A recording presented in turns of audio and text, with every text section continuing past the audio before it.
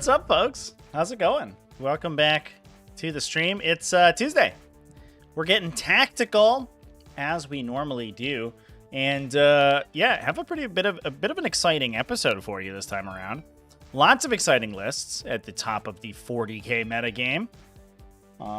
Inky has something to say about it. Kat, what are you doing?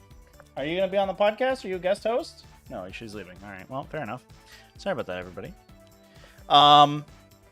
Yeah, super exciting week for Ark's Voman 40k. We've had a ridiculous number of kind of diverse top placements. Some Space Marines getting some love. Non-Dark Angel Space Marines. We're seeing, obviously, Dark Angel is still the highest performing Space Marine chapter, but Blood Angels are actually making a kind of a little bit of an impactful appearance.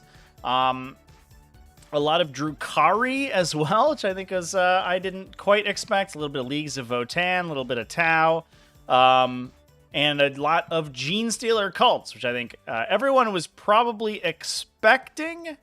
But you know, it's interesting to see it kind of fully in action, where it was a faction that was undergoing such a precipitous rise in power that we had yet to see them at kind of their full extent of meta dominance, and it looks like we're slowly getting there, slowly but surely. So yeah, lots of interesting lists to talk about. So what's up? How's it going, everybody? Yeah, we got Drukhari to talk about today, chats. This says Tyranids, but that's incorrect. Actually, now I'm looking at it. I was like, the one faction we didn't really see is Tyranids, and it says Tyranids, but I believe this is a Chaos Demons list because it is a Chaos Demons list. But Kiss Smith Hammer usually plays Tyranids. That might have been a little bit of an error there. Anyway, I guess we'll get stuck in. I hope everyone enjoyed the video earlier today. For those who hadn't seen it, I posted a bit of a like a dictionary video. I went through a bunch of commonly used phrases in the Warhammer 40k community and just broke those down. And I don't know, I think I'm pretty proud of that video. There's a couple I missed. I'm now kind of immediately, I knew it was going to happen immediately as soon as I finished the video. I know I was going to be reminded. I think somebody suggested tabling, which I think is a phrase from somewhere else, like from wrestling or something, maybe. I don't know, but that doesn't feel like a miniature gaming phrase, but it should probably have been in there. Scooping as well, I think another one. That one's from Magic the Gathering, I think, specifically, because you scoop up all your material when you concede a match. That's conceding. But otherwise, yeah, I think anyway, the video went pretty well. Exclamation point lists, chat, or it's just the links in the video description if you want to come visit the website. It's discountgamesinc.com/tournaments. Pretty sweet website for Discount Games Incorporated. You can they host a bunch of top lists from for a couple different games, most notably 40k, Age of Sigmar, and War Machine and Hordes. And also they're a web store, so you can buy stuff from there. So that's pretty cool. Anyway, let's get in on there. So we had the big one of the weekend. It was Clutch City GT. Won by a combination of Genestealer Cults and Orks, which is interesting. Orks, as an X and O, is pretty surprising to me because Orks do feel really bad if they go second. I'm actually kind of interested to take a look at the Orks list because a lot of times you see Orks at X1. This is sort of a normal Ork list. I guess it has the extra battle wagon in it.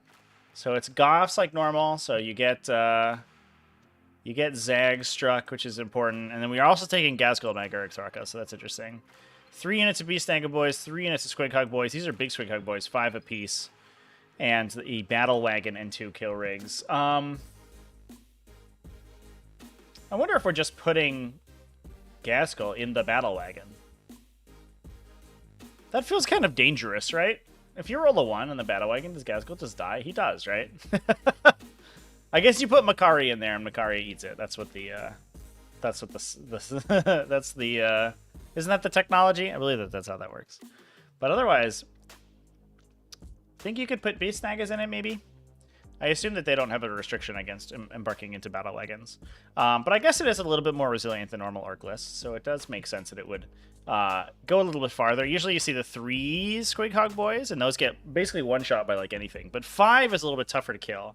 And a lot of times all you need is 1 or 2 Orks to survive to get their value back, especially in Goths, where their charge is so hard. They're +1 strength and exploding 6s on the charge, and +1 attack on the if they're +1 attack and +1 strength if they're wad. So you just stack like a million offensive buffs and 2 Squig Hog Boys just like suddenly kill 5 Space Marines. You're like, okay, I guess you've cleared your objective there, sir. Otherwise, kind of normal stuff. Good things.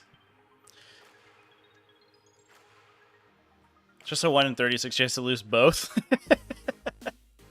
I guess that's true. Yeah, whatever. I mean, you're playing orcs, right? You're YOLOing anyway. If your battle wagon dies in Gaskell, if you went second and your battle wagon dies top of 1 and Gaskell explodes, I mean, okay. I don't know if that really changes too much. I saw some Leagues of Votann see some play. Ymir Conglomerate for this one. We have an Einhir Champion, which is interesting. With Exactor, the Mass Hammer that converts the mortal wounds. A Grimnir, a High Call. No, there is no Master Armor in this list. So this is actually super different. We're then running double Pioneers, excuse me, double 4s, 2 Sagitors, and 3 Brokir Thundercan, 2 units of 3 Brokir Thundercan, and a Hecaton. So there's no support for the Hecaton. Yeah, there's no armor guy to keep it going. That's interesting. And then we have 2 units of Hearthkin Warriors with Ion Blasters. And missile launchers. Oh, double special weapons, sorry. Magna Rails and missile launchers with Medipacks to regenerate those guys. 5 Chthonian Berserks. So we have, I guess the Thunder can go into the Land Fortress, right? But you can only you can fit both units, right? It fits 12. And each Brokir is worth 2 because they're exosuit units. Or is Hecaton 10? I think you can fit 2 units of Brokir Thundercan. And then I guess that means that Chthonian Berserks are in the Sagittors. A lot of times what you'll do actually is... okay, no, it is 12. Yeah. Oh, but you can only fit 4 exo frames. Oh, that's... Okay, well, just kidding. So 1 unit of Brokir is kind of boned, I guess. They're just maybe strategic reserving? I don't know. But a lot of times what you'll do is use the Sagittors to split your warriors. So when you embark a Hearthkin Warrior squad into a Sagittor squadron, it splits between the 2 Sagittors. So you actually combat squad it, even though they don't normally have the ability to combat squad. And then you can, on the top of turn 1, you can bail them out and then embark the Chthonian Berserks and then just leave with the Sagittor anyway. So you get to turn the Hearthkin Warriors into, or one of the Hearthkin Warrior units anyway, into like a little... like a little attack squad where it has is split the heavy weapons between the 2 5-man teams, or you have 1 5-man team that's nothing and you just throw them away to go run for objectives or whatever, and the other 5-man team has 2 heavy weapons and all the special stuff, so they just like sort of try to tank for the rest of the game.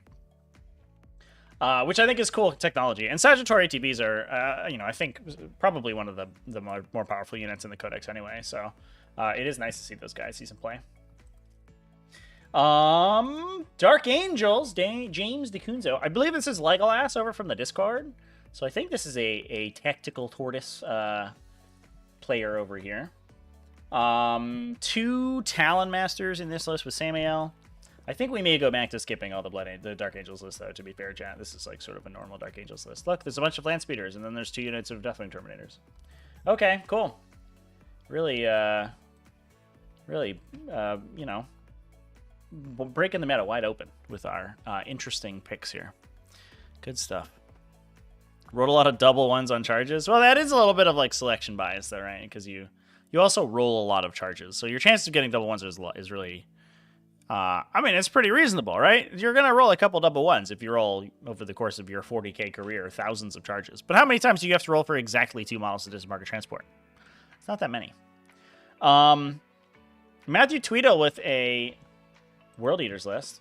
normal World Eaters with just a Lord on Juggernaut. Oh, this must have Angron in it. Oh, it does. Yeah, there he is. What's up, Angron? How you doing? But this has Jackals and Corn Berserkers, so it is standard World Eaters, not the Disciples of the Red Angel, to give the 8-bound objective secured. So it's interesting. We're kind of like splitting the difference between the two factions. Like, on one hand, you don't get Lord Invocatus to get pre-game moves to people. On the other hand, you do get Angron, but you don't get Obsec 8-bound. But it's like probably fine. I think this list has a bunch of Corn Berserkers and Rhinos. It doesn't. Well, I'm just nailing it right now, chat. It has some Corn Berserkers, but they're just foot pounding, I guess. They're ground pounding. A bunch of 8-bound. This feels like it wants to be a Disciples of the Red Angel list, and it's just not quite doing it. 3 units of 8-bound, 3 units of Exalted 8-bound, a bunch of Jackals and Corn Berserkers, and a World Eater Lord on Juggernaut on the ground, and then some Chaos Spawn to give up Blood Tithe points. I mean, you're probably just going to run people over with 8-bound, so I guess you don't really need to get too fancy with the troops options there. But as long as Angron can pull focus from the 8-bound for a turn, then they get in turn 2, and then you're just, it's all over. It's all over but the crying and bleeding for the Blood God, because you'll kill Angron. He'll probably kill a unit at least, so you'll start taking Blood Tithe points, and then the Exalted hit, and you take more Blood Tithe points, and then Angron comes back after that. And then it's tough for you to lose at that point. How about them Custodes? We do have a lot of Custodes to talk about today, chat. Some Astra Militarum, I'm going to skip that. Astra Militarum, yeah, basic.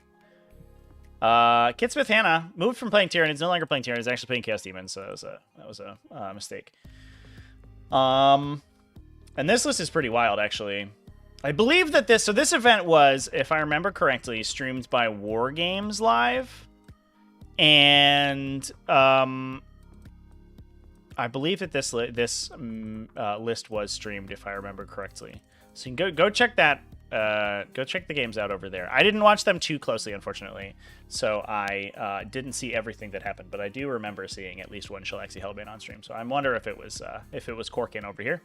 Another member of the Discord, by the way. So we have an Infernal and Rapturous, Kairos Fateweaver, man after my own heart. Absolutely love this. Shalaxi Hellbane's in here too. A Transweaver, 2 units of Demonettes, 2 units of Nurglings, 3 units of Fiends, Flamers, Fleshhounds, 2 Skull Cannons, and Exalted Seeker Chariot. So we have a couple Flamers just for spot removal probably. The double Skull Cannon actually does give you a little bit of shooting, and I actually really like this pick for Chaos Demon armies. One thing that Chaos Demons players tend to not do is play any guns at all. So their opponent is not like disincentivized to just like deploy in the line and do whatever they want. And especially since Chaos Demons, besides like Fiends and besides maybe Disciples of Bellicor stuff where you're shrouded stepping units across the table, it doesn't tend to have the most massive threat ranges. So your opponent can just kind of like derp around with their units in the back and do whatever. And they get perfect screening, and they screen out your manifestations. The Skull Cannons actually, they punish screens because you run your screens down and the Skull Cannons shoot them, and you get to pick up free models for that. But they also prevent your like backline units from just wandering around in the open because you'll just get to pick them up by accident. So I do like, and for 180 points, like Skull Cannons are also just going to do appreciable damage to your opponent's army, and like they don't even die on the swing back just because of demonic invulnerability. So I do like the inclusion of these Skull Cannons here. These are very sweet, but otherwise we're mostly demon aggro stuff. 2 units of we got some Nurglings to hold objectives and to screen with forward deploy.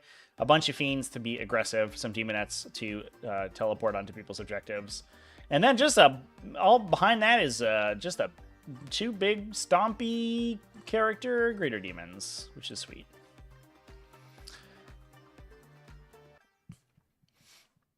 Is it a troop screen so the 8-bound and Angron can do their thing? It's a little bit weird because I don't think the troops out on foot don't screen for the 8-bound very well, because the 8-bound are just dramatically faster than they are. So they're like, no, sir, get behind me. I'll draw their fire. And the 8-bound's like, can you hurry it up, man? Like we really got to get there, please. I think that those are mostly just utility. And the benefit of World Eater's utility is you can put them on an objective, And it doesn't really matter what your opponent does with it because they accrue value even if they die. So, you know, even if you have objectives that are out in the open or something, you're going to run 10 Jackals to it. They're going to, like, screen deep strikes. They're going to prevent, you know, redeployments and repositions. And they're going to eat fire for the 8-bound. But then they also just give you a Blood Tithe point when they die. So it's not like you lose too much from losing those units. And it's the same for Chaos Spawn. That list has, I believe, 3 Chaos Spawn in it. Or 3 units of Chaos Spawn. 1 individual and 2 doubles. So...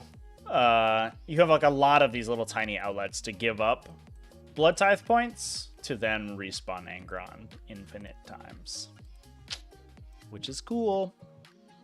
Carmine Batista playing Adeptus Custodes, playing Emissaries, so ignoring hit modifiers, which is interesting.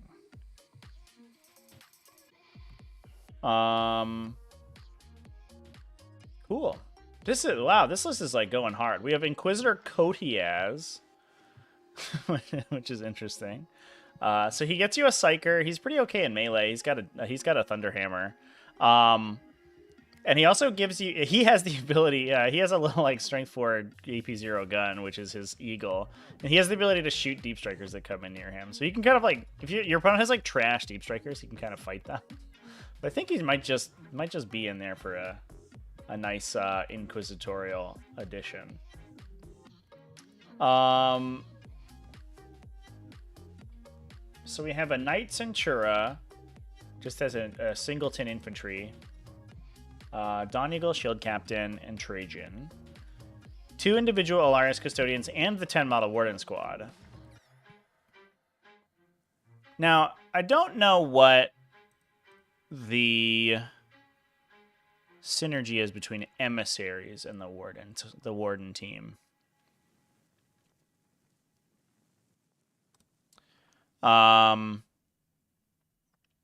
So they fight first, I guess. So you're basically, if you get engaged by multiple units, you basically like interrupt twice, and they get a pregame move for 3 CP. Oof. That's a little pricey. I mean, a pregame move's pretty good. Is it as good as like Advanced in Charge and Solar Watch? I don't know. It's probably a similar level of like board presence that you get out of it. But the fight first is really solid, and especially because we also have we're running like kind of an MSU outside of that big brick of Wardens. 2 individual Alarius Custodians, 3 Kinetic Destroyer Venatari. Oh, interesting. No, it's 1 with a Buckler and 2 with Lances. So we're taking the Buckler because it improves your save to a 2+. So you can put that guy in light cover and you go to a 1+ armor save, 4+ invulnerable. And then the other 2 guys can actually be like hanging around and fighting. So you're slightly more resilient to ranged attacks, which means you may survive 1 or 2 more attacks, and that gets you to melee. That's actually sweet. I like that.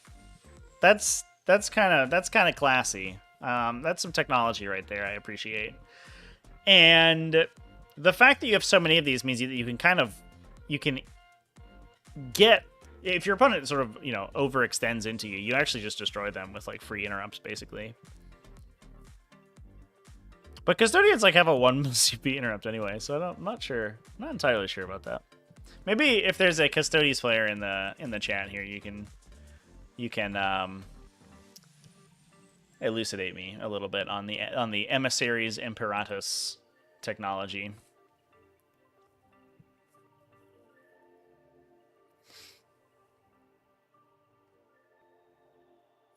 It just fights first. That's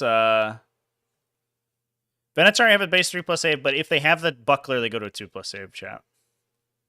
That's why the Buckler's in there. That's what I was talking about. So they're basically a normal Custodian with the Buckler guy. The other 2 are easier to kill, but they put the Buckler guy in cover, and then he's a 1+.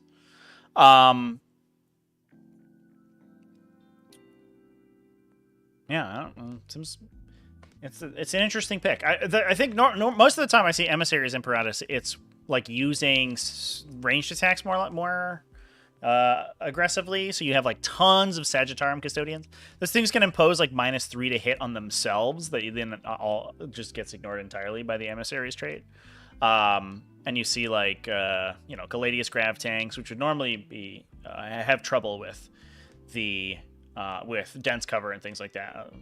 A little bit of trouble. -1 to hit is unfortunate for them, but Emissaries just ignores it.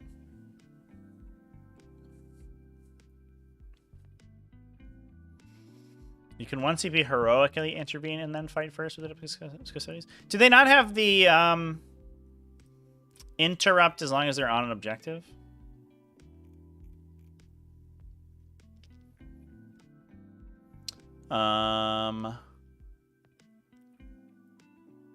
Yeah, Indomitable Guardians, champ. 1 CP. If you're within range of an objective marker, you can choose a Custodes to fight next. Which I imagine, like, if you're 10 model Warden squad, a little bit of advice for the Custodes players out there. If your 10 model Warden squad is not in range of enemy objectives when they're being charged by people, you've done something wrong. You should probably have a guy on an objective. That is where so much of your objective holding comes from. If that unit is not in range for the 1 CP interrupt, it's unfortunate. I mean, I guess like you don't have to spend all the CP. You get to save your CP for defensive stratagems. So you can, like, I guess, like, if you get charged by 2 units, you can dump all your CP into surviving the first unit activation, and then you just swing for free, which I guess is fine.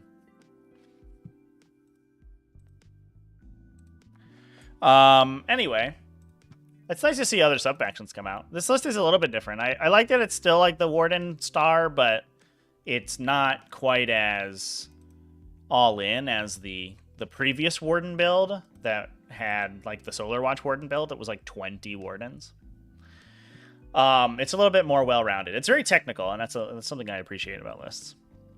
All right, 6-0. Number 1 from Clutch City is Nick Rose with Genestealer Cults. So Nick Rose is actually a local of mine.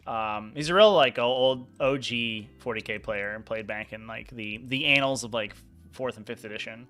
Has taken about 2 years off and is just coming back in. He played in the first T5 S2 Invitational, by the way, and did really well with Salamander Space Marines. Almost took the whole thing down. I think he qualified for top 4 and then lost in the semifinals, I believe, if I remember correctly. Yeah. All right, we're on Pauper Princes. Oh my god. Oh no. Another Genestealer Cult sub-faction seeing play? Holy crap. So there is a little bit of background right now. Currently, according to the statistics, Genestealer Cult are angling towards being the #1 army in 40k. Part of the reason for that is a lot of people may not know exactly what they do, which it's fair, because the army operates so differently than any other army.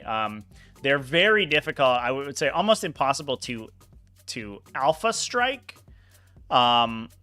just for the simple fact that if they go second, so the situations where they would normally be alpha struck, they only set up their units. They start in they're called blip deployment, I think. They put tokens down on the table in place of units, and then they can set up around those units, but they're just within 6 inches, I believe. So you don't know where they are, or it's not even determined where they are exactly, or what units are placed where. And there's an additional restriction, which I think is kind of problematic, but it is what it is, where you cannot move within 9 inches of a blip marker in your movement phase. Then at the end of your movement phase, their army actually sets up on the table like normal. So if you're trying to alpha people and you have drop pod Gravidevastators and you have like forward deploy, rush infantry, and you have all this stuff that you people, the Barbican's key, where you're trying to alpha strike your opponent's army and kill a bunch of stuff before they get to do anything. Genestealer Cult just get to see where you place those things and then deploy accordingly. So we're currently in this situation in Arcs of Omen, where you are super duper incentivized to play alpha striking units, to play forward operators and turn 1 deep strikers and all this stuff. And Genestealer Cults just like, nah, man. They even have that of their own. They have the they came from below unit, which we're not bringing today, I guess. It gets a pregame move. Normally you see that. So Genestealer Cult can benefit from it, but they don't actually suffer any of the drawbacks, which is pretty sweet. And then a lot of their army is in reserve, it's in deep strike, in ambush. So they just kind of get like this full board control all the time. So we're playing Pauper Princes today. This gives you +1 to hit on the first round of combat. So they shock assault or +1 to hit, basically. That would have been another one for the video chat. Shock assault is an effect that triggers in the first round of combat. Dang it! We got to release another one. Maybe I'll do a part 2. Everybody started throwing suggestions at me of phrases that I totally forgot. And then their stratagem is when you lose a character, you can pay a CP, and you get +1 to wound that whoever killed that character in melee. +1 to hit on the charge, I think, is probably going to be the number one here, because there's not a lot of rerolls available to Genestealer Cult in general. They basically just have the Primus. we didn't even bring. Oh no, we did bring him. There he is.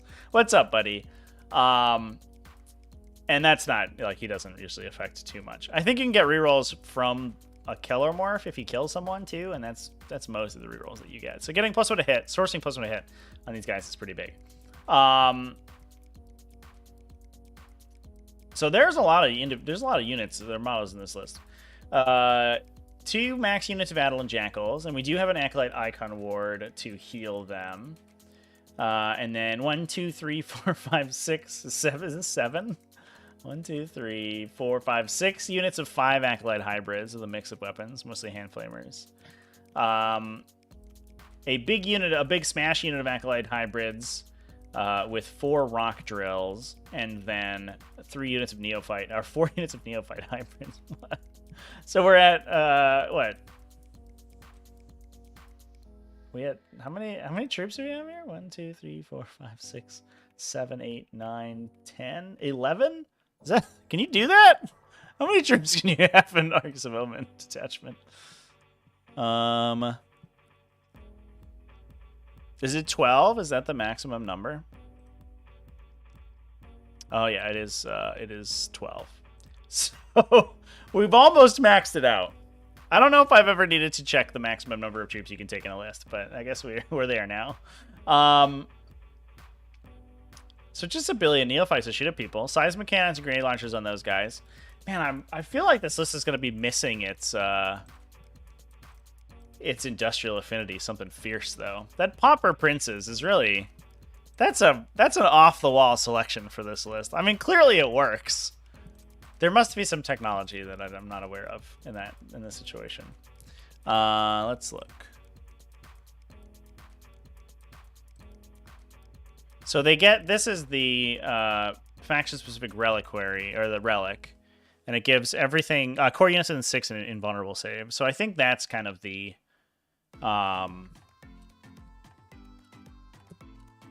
that's probably the technology there. Is that you're just stacking a ridiculous number of models in a 5+ invuln. And then they get additional range from Alien Majesty. So it goes to a 9-inch aura of 5+ invuln. And then we have the Biophagus. I think we get a damage ignore from.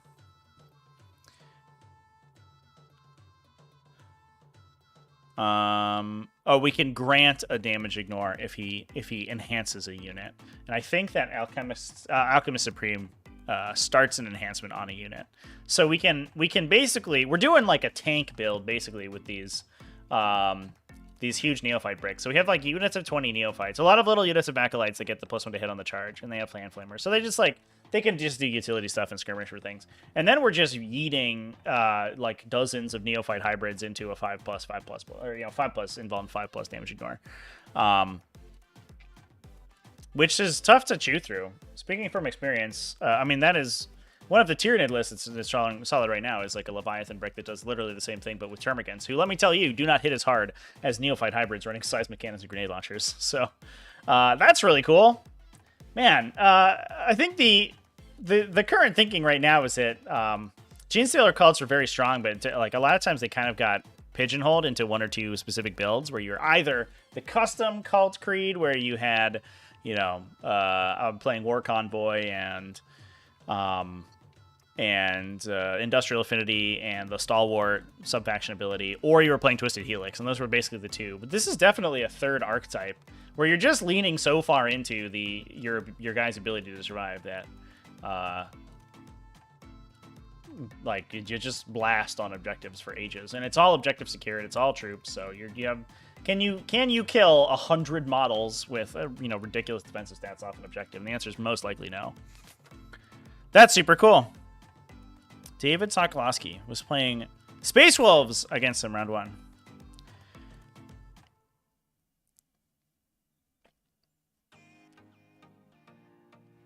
Yeah. Yeah, I think the max no prisoners is a safe bet. And I believe that he might have played this list at Captain Con as well when I streamed it. And we didn't catch him. There was he played the eventual winner, Dan Wilmuth, really early, like round 2, which apparently was like a 1-point game. And I know that was, you know, like every time that these players were saying, just like mark a 15 on no prisoners, like you just get it. But I mean, the Genestealer Cult secondaries are incredibly strong, and their primary objective control is basically unparalleled when you bring like 100 and what do we have? 80. 1. This is a tenor, so that's 90, 120 objective secured bodies. Then like get deep strikes and, you know, all sorts of repositional effects. So I think it's fine if you give up. This is one of those situations where you can kind of look at your list, and a lot of times people will try to build their list to give up as few secondaries as possible. But if you are confident that you will outscore your opponent every game, it doesn't matter what secondaries you give up. And then it's actually, I don't know. I think maybe an argument against the kill focus secondaries, because they just restrict list building of everyone unless it doesn't matter, in which case it's kind of imposing, I don't know, it's imposing restrictions onto the factions that already aren't doing as well. It kind of doesn't make there's a little bit of like it doesn't make too much sense, I guess, is what I'm trying to say. All right, moving on. Barry Bash. I know this is Scari's event over from Scarredcast. He was tweeting about it over the weekend, I remember. Big major up in Canada. Sam Procopio continues to absolutely destroy everyone with Blood Angels. I believe, and now I think I'm going to I'm gonna verify for myself. So he won Stutter Snotling, which, if I remember correctly, I think I made a video about it when it happened. Used player-placed terrain. And now he is also on Barry Bash. And I'd like to do some sleuthing live on stream here, chat.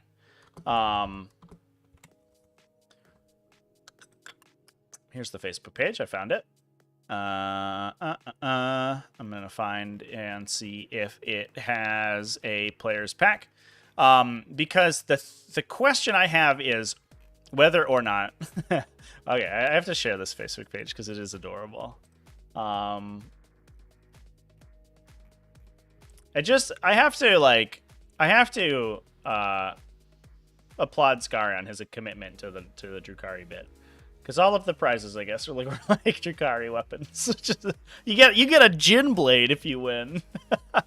You get a weapon that could potentially kill you.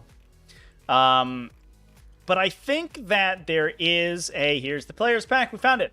There is a real benefit to Blood Angels if you're on player-placed terrain. And let's see if we can find terrain rules in here. Terrain rules. The terrain is player-placed. What is that? Insane. Crazy. All right. Fair enough.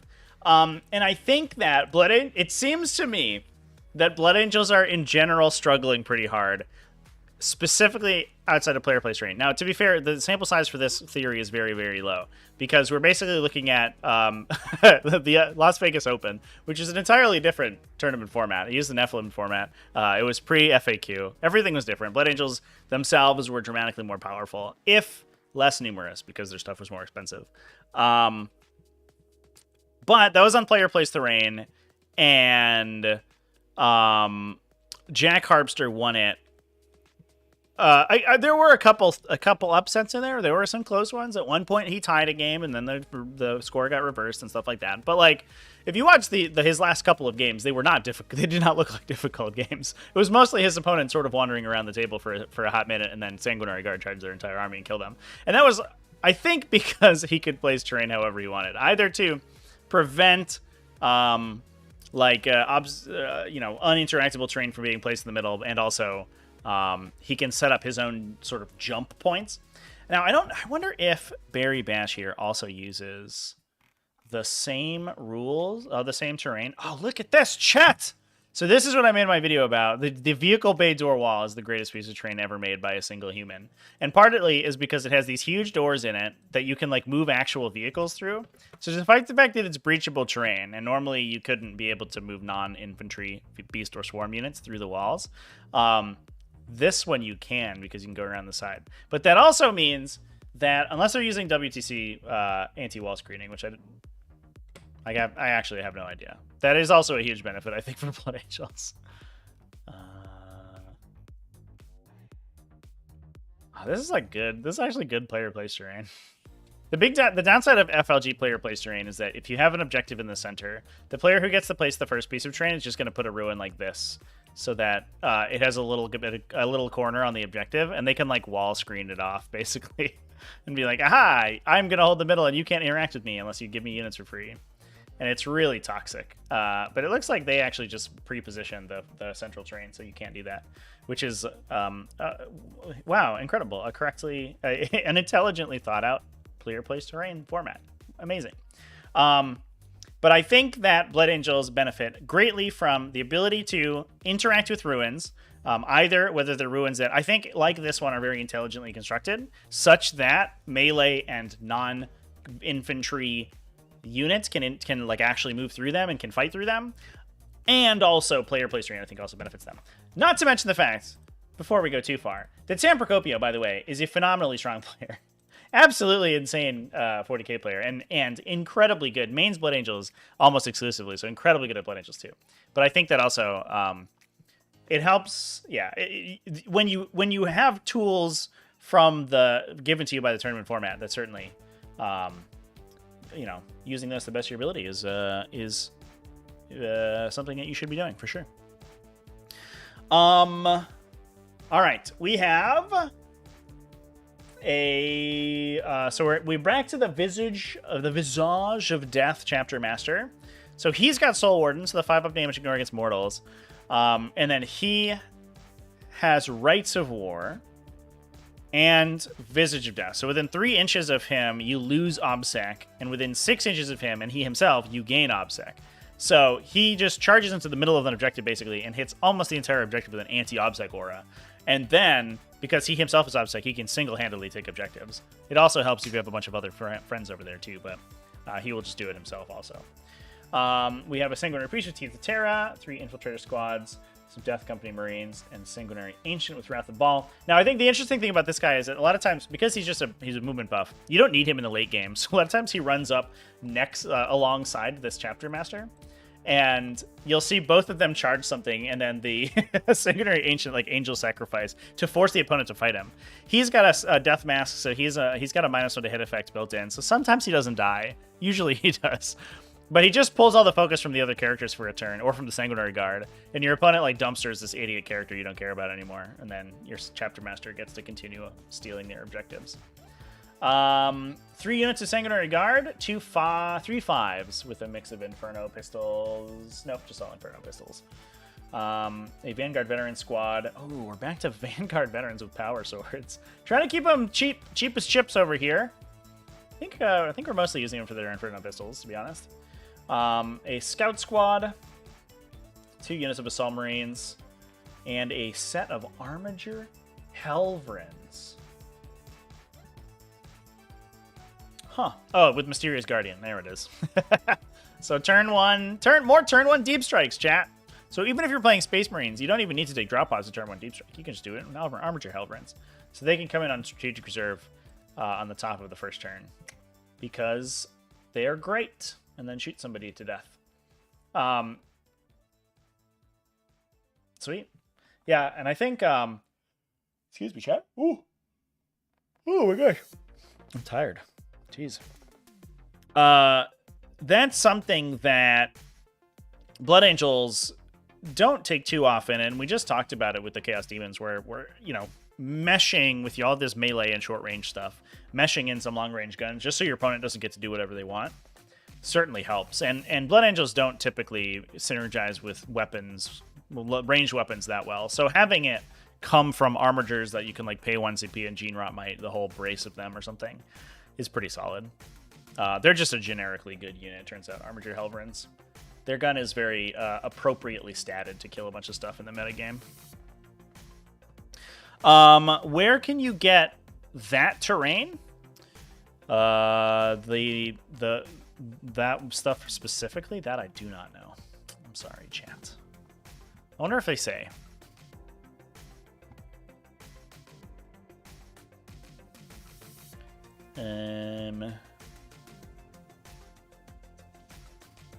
If they were like sponsored by something, you'd assume that they would say it, right?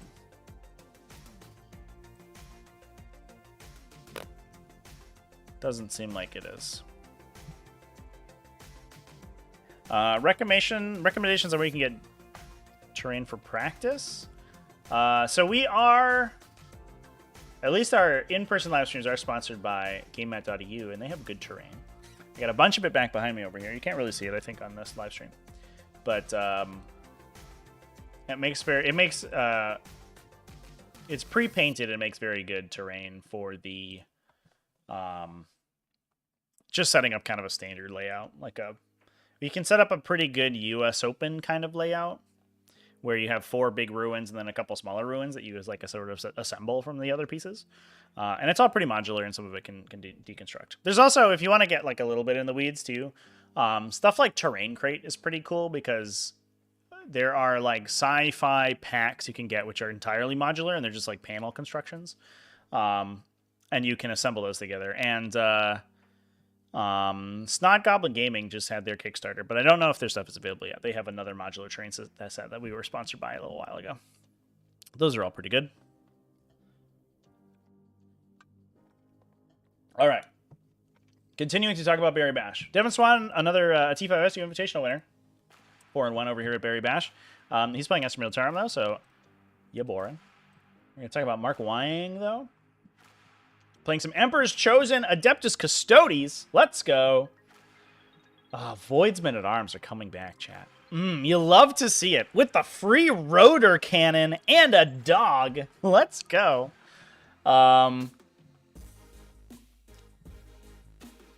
So the Dawn Eagle Shield Captain, Trajan Valoris, 2 units of 3 Sagittarum, 2 Contemptor Achilles. Let's go. Okay. With a Drathic Destructor, so the 3 damage Fist Gun. 2 units of Alaris Custodians, 3 units of 3 Virtus Praetors. Back to the 9 bikes, chat. This is a classic list. This is like a... It even has Voidsmen at Arms. This looks like a release Custodes, like back in Nachmund, like LVO 2022. Custodes. You're just missing the Praetorian Plate guy. But otherwise, this list is exactly what you would play when the Codex was released. Good stuff. I mean, there's a reason that style list was was extremely popular. I mean, turns out it's extremely effective. It's just very good at doing a bunch of different things. Your Virtus Praetors give you enough like volume of attacks in melee. They have good attacks. They're not the greatest, like the most high volume of attacks because they're only 3 models, but all of their attacks almost fully convert. So Typically, like they're good at sort of clearing out large numbers of models. Their salvo launchers are good at killing heavy vehicles. The Contemptor Achilles are also good at killing heavy vehicles once they get there. Sagittarium Custodians can whittle stuff down at long range, and then you just have characters to sort of mop things up. And then the Voidsmen at Arms just give you a really, really cheap backline objective holder, which you can't get anywhere else in Adeptus Custodes. And you get a rotor cannon, which is a classy as fuck weapon. So let's go. Good stuff. 2 Genestealer Cults lists. Dustin Henshaw played some GSC. This is the Deep Supplies, so the hit reroll, the floating hit reroll, plus Industrial Affinity War Convoy. Not accustomed to toil. So there's no Stalwart in this list.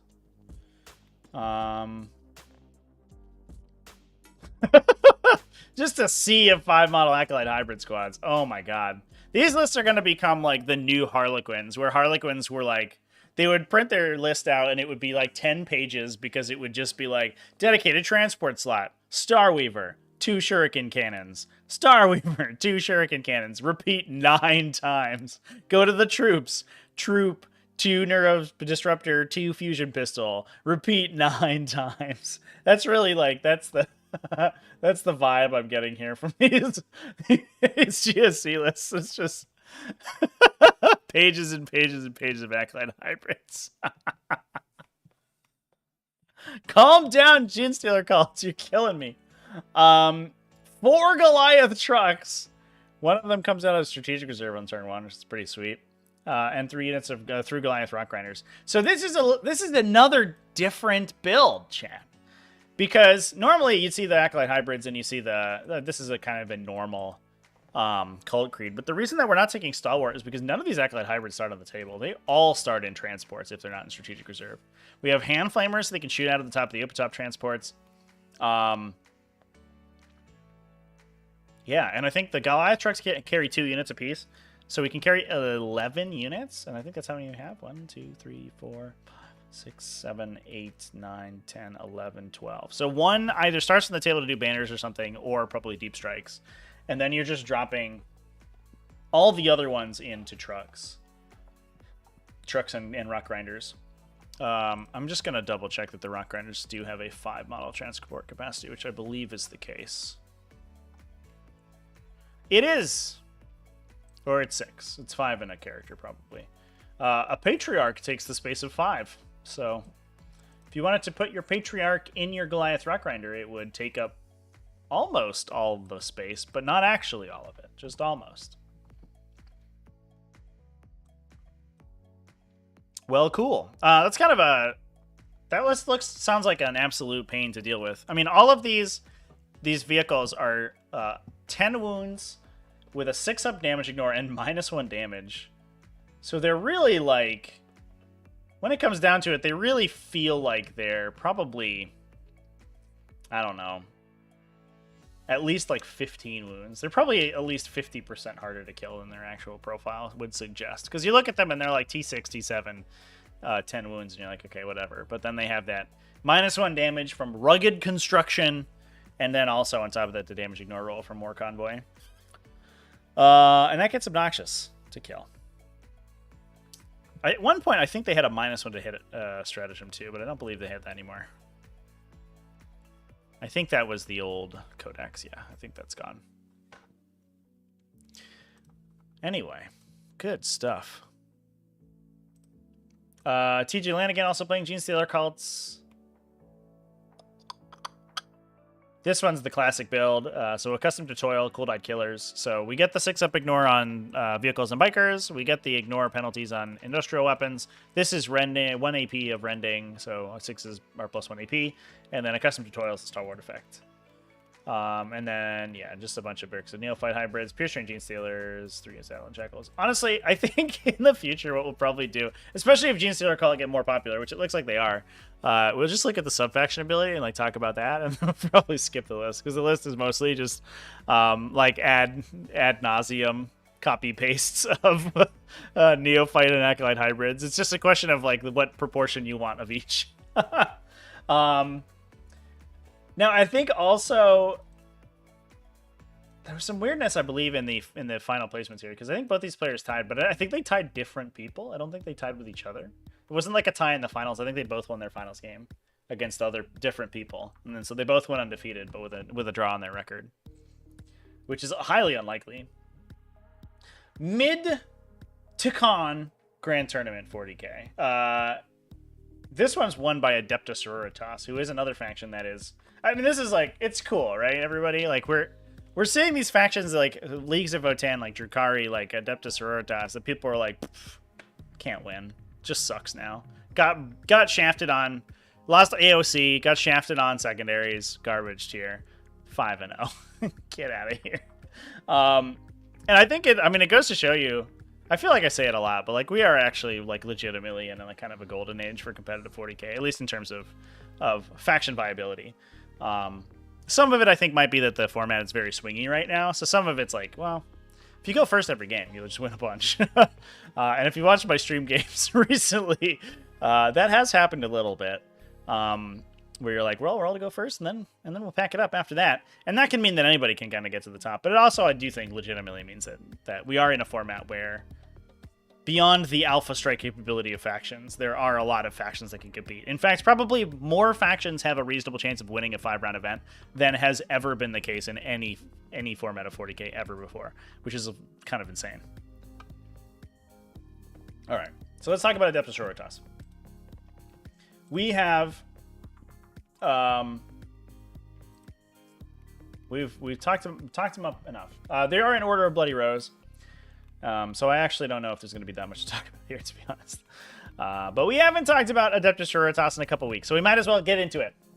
Boom. We have a Canoness, we have a Missionary with Refrain of Blazing Piety, so we can drop mortal wounds out of phase, so that helps you kill phase cap units, because Adeptus Sororitas do not have a psychic phase, so oftentimes they're forced to try to get mortal wounds to people in other phases in order to break through phase caps. The Triumph of St. Catherine also hits a unit within 12, I believe, with a mortal wound effect too. So we have 2 of those available to us, and we can use this stratagem to cast out of sequence, or to recite litanies out of sequence to get those mortal wounds whenever we need to. It is the Simulacrum of the Ebon Chalice. It is only 6 inches, actually. And it does D3 mortal wounds on a 5+. So, I guess that's not great.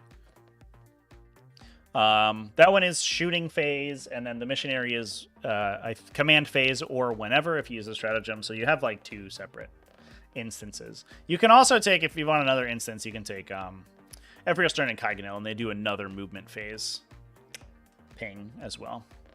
Morvenn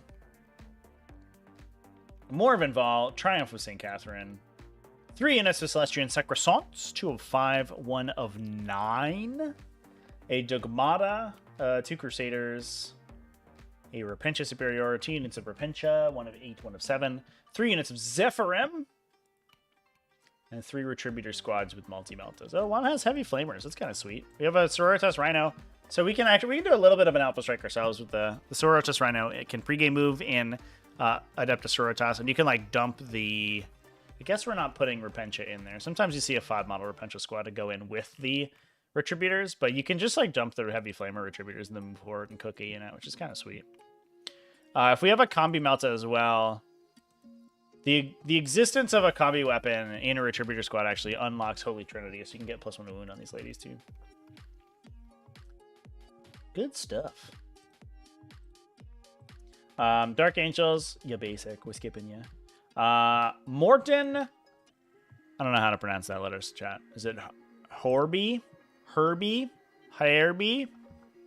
I don't know how an O with a line through it pronounces, but I'm sure someone in the comment section will tell me after the fact. We are playing an undivided list. Oh, this is a spicy list, chat. Look at all these frickin' graded demons, man. I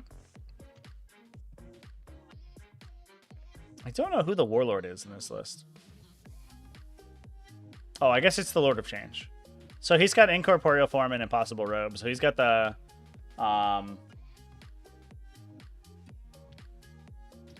He's got the -1. That's the -1 to be wounded, right? But I guess he doesn't have an Exalted upgrade. And then a possible robe for the ignored failed saving throw. A Changecaster, most likely to just do actions. Plus a Bloodthirster with Argax, the King of Blades, and Indomitable Onslaught for the face cap. Bellacore to teleport flamers around. 1 unit of Bloodletters, 1 unit of Horrors, 1 unit of Nurglings, 3 units of Flamers, some Fleshhounds. This is like real, like, release Chaos Demons energy. And then Skulltaker. Skulltaker's a sweet little dude. He just like... He's just a 3 damage melee attacker for 100 points, man. He's like a little Smash character. He runs around and stabs people with a sword. Boop. We got some orcs. Did not say what sub-faction we are, but I imagine that we are in Goths. This list is a little bit different. And by a little bit different, I mean significantly different, because it has a custom Stompa in it. What?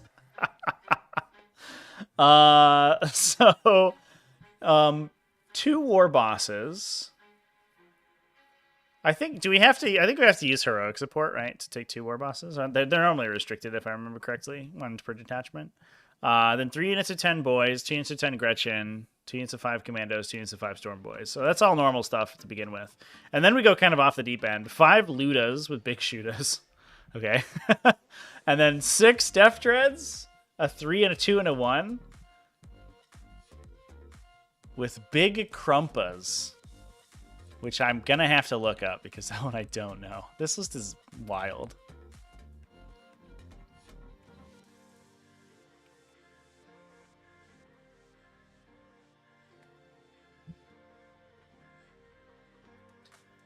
So that gives them +1 to hit in melee.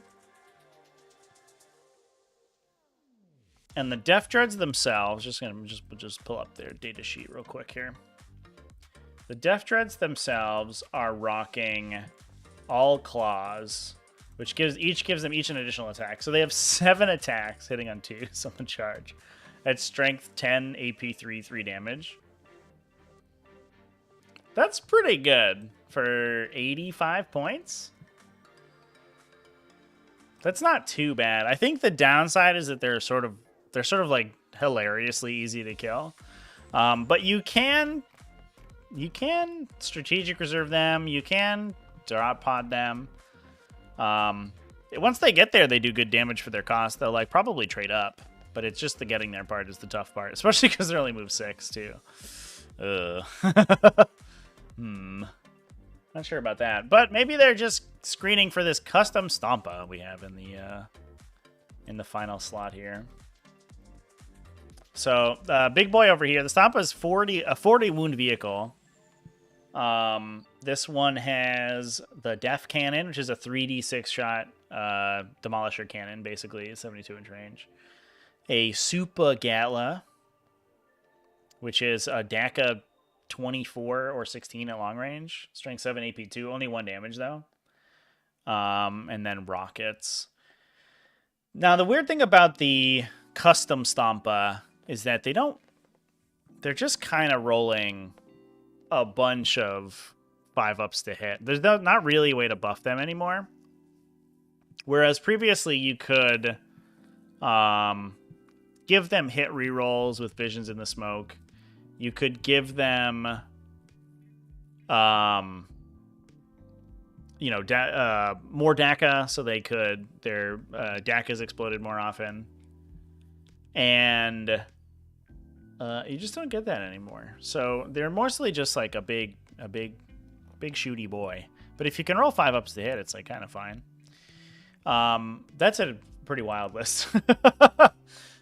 I think the other thing is that it's kind of like it's a very strong combined arms where you have like you are playing normal orc stuff where you're like, well, if I like turn 2 I'm gonna put 10 commandos and 10 storm boys and like probably some number of regular boys. And I think the Stompa itself also transports, I believe. Yeah, it transports 20 models.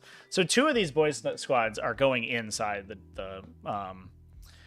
the Stompa, and it just like waddles up to the middle of the table, and then you turn 2 wad, and then everybody charges. So it kind of just works like like a huge, stupid kill rig that's like impossible to kill.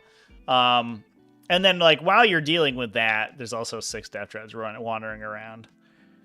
So I don't know. I kind of like that. Is a custom Stompa better than 2 kill rigs? Jury's out. It's like a little bit slower, I guess. It doesn't bracket as hard, interestingly. It brackets every 10 wounds, but it only loses 1 point of speed until its bottom bracket. So it becomes like marginally less good at delivering, or marginally worse at delivering infantry. Also, no invuln save. I think these things were built with custom force fields in mind. You're basically supposed to put a custom force field in it, but yeah, you don't. Nobody does that anymore. It's pretty wild, chat. Did not expect to be talking about a custom Stompa list today. Nice. Mid to con grand tournament. We did, yeah. We got some Drukhari to talk about. We'll take a quick gander over here at Norse Hammer of the Eldari list. It is a Hail of Doom list that is doing Hail of Doom things. It does have a Twilight Sadith Harlequins detachment, which is kind of cute. But mostly, we're on Wind Riders, so 24 Wind Riders, plus a Mark of the Incomparable Hunter and 30 Dire Avengers. Pretty normal stuff. Chaos Demons over here from Patrick Woods. Running Lord of Change, Scarbrand, and Bloodthirster. This is almost exactly the list that we just looked at, but we've swapped Bellicor for Scarbrand, which is a bit of a side grade. And then I think the most exciting one, Rasmus Valand Fredriksson playing Drukhari. Let's go. So we have a light Sadith detachment, mostly to just get psychic powers in there. We can unlock Warp Ritual. We can unlock Psychic Interrogation just by having that detachment. That's super useful. Also, out of sequence Mortal Wounds is very good for Drukhari, who normally don't have a psychic phase. So this Shadowseer's ability to just like chain a bunch of smites into somebody between Shards of Blight, Mirror Minds, regular smite, and get around like phase cap models or clear screening models and stuff like that is pretty important. So for 178 points, it seems like a bargain. Plus, you get an idiot unit that can sit in the back and hold an objective for a while and be kind of hard to kill. At least in melee. They do get that worse and vulnerable save now. All right, so we are in a real space raid, so the Archon has to be the Warlord, but he does give rerolls to all of the different obsessions, and all of the obsessions get their obsession trait. You don't have to use your allies slot for the Battle Brothers detachment in the patrol to bring in a second obsession. You just get all 3 of them in the real space raid detachment. That's cool. Unfortunately, it does mean that Drazhar, who's in here as well, does not get his Warlord trait. So his damage output kind of is poopy a little bit. He's still probably worth 145 points, but it's kind of questionable without his Warlord trait, honestly. With his Warlord trait, because he attacks so many times, he's like ridiculous, but without it, he's a little bit sad. We have a Precision Blows, Triptych Whip Succubus, so she can, on hit rolls of 6, convert her attacks to automatic mortal wounds, and then the Triptych Whip is a 2 damage poison 2+ whip. So against vehicles, she just fishes for auto mortal wounds. Against infantry, she just has a bunch of attacks at 2 damage that really clear through people. An Homunculus, 1 unit of Haemoxites, 2 units of 5 Cavalry Warriors, 5 Witches, 2 units of 5 Grotesques, 3 units of 5 Incubi. Holy crap. So the Grotesques are good for tanking. We are running Artists of the Flesh, so they get -1 damage against low strength stuff, so strength 7 or lower. So they can kind of hold the mid-board. Incubi clear up the stuff on the sides because they just hit really hard, and with Drazhar, they get +1 to wound. That's, as people remind me every time I talk about how Drazhar is a little bit poo-poo with those Warlord trait. They're like, well, yeah, if you bring enough Incubi, though, it probably doesn't matter. That kind of makes up for it. And I'm like, yeah, that's fair. For sure. 2 units of 5 Hellions. We're running Test of Kill, Precise Killers. So if I remember correctly, that's +1 AP on wound rolls of 6, and Test of Skill is +1 to wound against vehicles for all the witch cult stuff. And so the +1 to wound against vehicles and monsters is huge for the Hellions because it lets them kill like T7 stuff pretty reliably. They're only AP1 base in melee, but I believe they're only AP1. But then they can go to AP2 with their rending effect. And then some raiders, 2 raiders and a venom to carry around the incubi in. Pretty good stuff. I mean, it's a pretty classic list. This is a very the only real update that Drukhari have seen to a lot of their technology.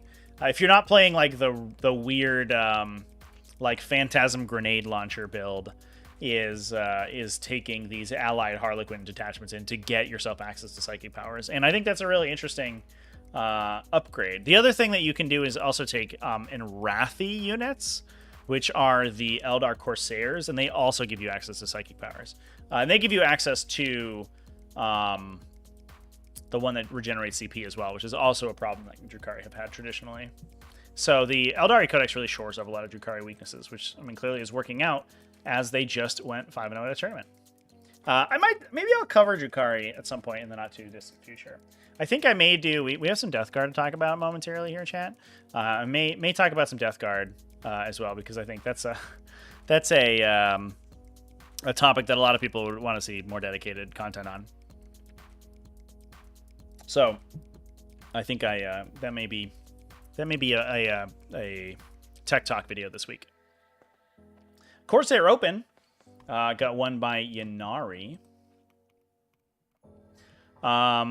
This mostly looks like a kind of normal Ynnari list. I think we've talked about these quite a bit beforehand. You get +1 to hit if you are below starting strength, and then you can bounce the Incarn around the table. They can teleport when units die, so if you play very aggressively, you can teleport the Incarn towards the end of your opponent's shooting phase into an aggressive position. Then, if they don't kill it, which they probably don't, it activates and goes and messes stuff up, and you can kill an enemy unit to teleport it out of danger. So you're bouncing the Incarn back and forth. You're trading with these little 5-model Exarch, or Aspect Warrior and Shroud Runner squads, and then we also have support weapon platforms just to fill in the back there. The support weapons seem like they get dramatically better or worse depending on the terrain on the table, so it'd be interesting to see what the sort of terrain meta was there. Nicholas Lochter, our most recent, our Season 6 Invitational winner, playing Dark Angels. We're not going to talk about it, though, because it's boring. Another Drukhari shows up here, Nicholas Berg. Rocking some Drukhari. This one is in a... just a regular detachment. Yeah, Cabal of the Black Heart. We do have those Corsairs coming out here. Just regular Corsairs. We're just units of, units of 10? 2 blasters and a Wraith Cannon each? Alright, sure. Drazhar is in here as the Warlord, so he gets his reroll Warlord trait. 3 units of Incubi for him to buff. And then a ton of Raiders to carry all of the round. Hot damn. Plus a second detachment coming from Cult of the Red Grief with a Triptych Whip Succubus with Precision Blows. The same build we just talked about earlier.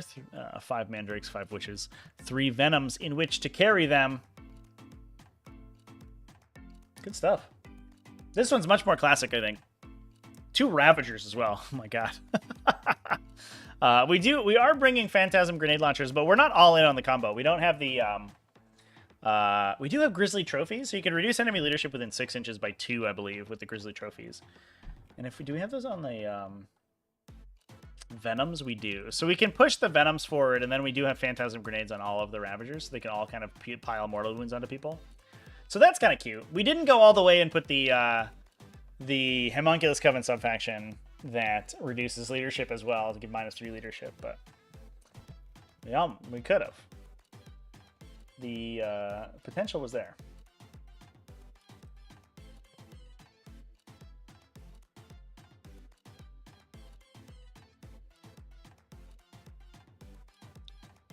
It's Splinter Rifles that make that list? Or Splinter Racks, excuse me? Do they really work that way?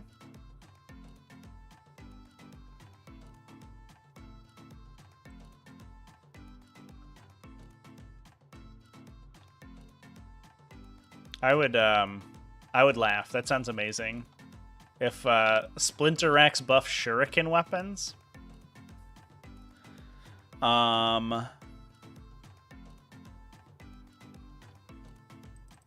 Each time a model embarked on the transfer makes an attack with a rapid fire weapon. I don't believe that does anything. Right? Because they have shuriken. They have shuriken rifles? Are those not, are they, like, different than, than regular shuriken weapons? Oh, they are. Okay. They're a rapid-fire weapon, but they shoot 24 inches at AP1. All right. So they're... I mean, that seems fine, I guess. Certainly helps, for sure. It's interesting that...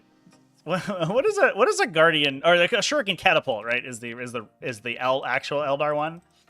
Which is just 18 inches, but what's the word? Assault 2 instead of rapid fire 1. So you lose 6 inches of range, but you get more consistent rapid firing.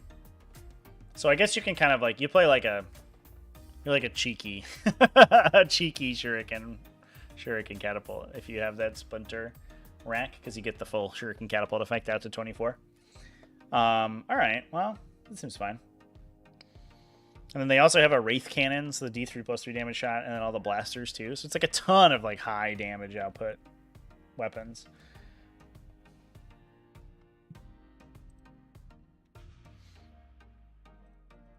That's weird that they have a different weapon. Like, why aren't they just shuriken catapults? It is funny that the splinter racks buff non-splinter weapons, though. Gotta mute my phone here real quick. I don't know what it is. I think it's I mean, it's for sure like weird scam stuff, but I've been getting a lot of wrong number messages lately, where people will just text about nothing. Somebody just asked for the latest costume design. So okay. Not me, clearly, but sure. My costume is this black shirt that I wear all the time.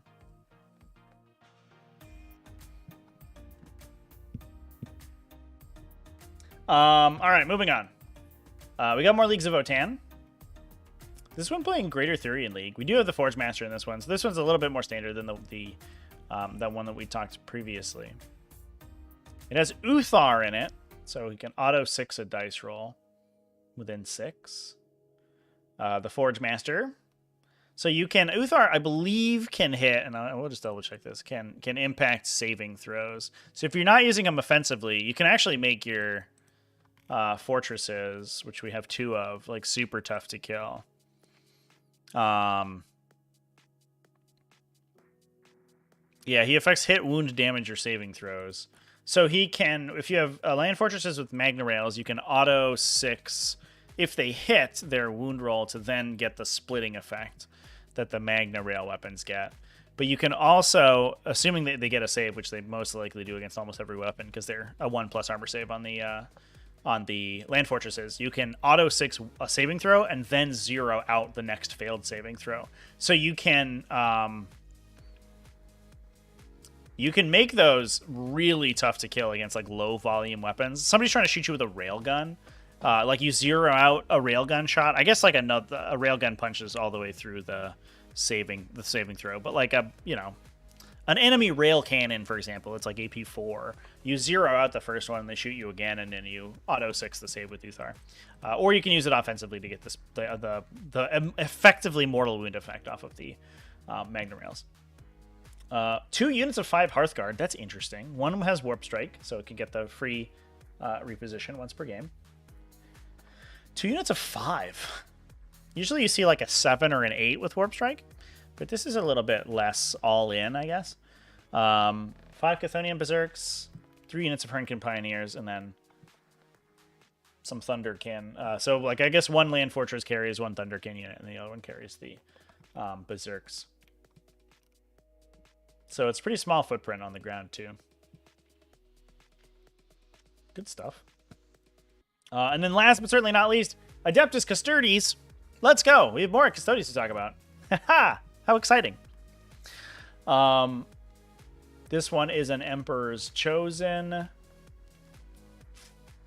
Another different Custodes build. How good is the Custodes Codex? It, like, not only does it's powerful, right? It's like, you can win with it kind of deal. But it's rarely like way too powerful. And then also, it feels like every time like any rando makes a Custodes list, it's like somehow playable. So like every person's Custodes list, despite the fact that they draw from the same like packet of like 3 data sheets, basically looks the same. Like basically looks totally different, or at least different, really interesting ways. So this one, it's 5 prosecutors, just as an easy backline support unit. A Presidium Shield Squad, the John Eagle Jetbike guy, and Trajan Valorous. Those guys are in every list, but that's whatever. They're just really good. 2 individual Alaris Custodians, 3 units of 3 Wardens, a Vexillus Praetor, 5 Vigilators. What? What? We took Vigilators, chat. Vigilators! No way! Vigilators are absolutely wild. They should be like a weapon option for prosecutor squads. But no, we had to add a separate data sheet, and they're just like a weird elite's choice that has like a kind of like a really mediocre melee attack for extra points. Like they're 12 points per model. Their cost per model is not that exciting, like not that expensive, to be honest, for the profile you get. But it's like 2 attacks, strength 5, AP 3, 2 damage. So almost no, like it looks like a scary profile, right? You're like, wow, AP 3, 2 damage, but it's 2 attacks a model on like a base strength 3 like profile. So no one in the game is actually worried about getting attacked by these ladies. They have 11 attacks. They like likely don't get rerolls or anything. So they'll like maybe kill 2 Space Marines or something on average. But I guess like I don't even know if I would say that they're better than prosecutors, because they also don't have a gun. So like prosecutors can sometimes like kill 2 random guardsmen or something, and the Vigilators don't even have that. And they're also strength 5, not like strength 6. That's a big cutoff point they miss. Like I don't know why their greatsword isn't X2 damage or X2 strength or something. It's just like I don't know. It's kind of this nothing data sheet. And I don't believe that they have any particular synergy. I think they're just models. I reroll hits for 1 CP. Let's go. How exciting.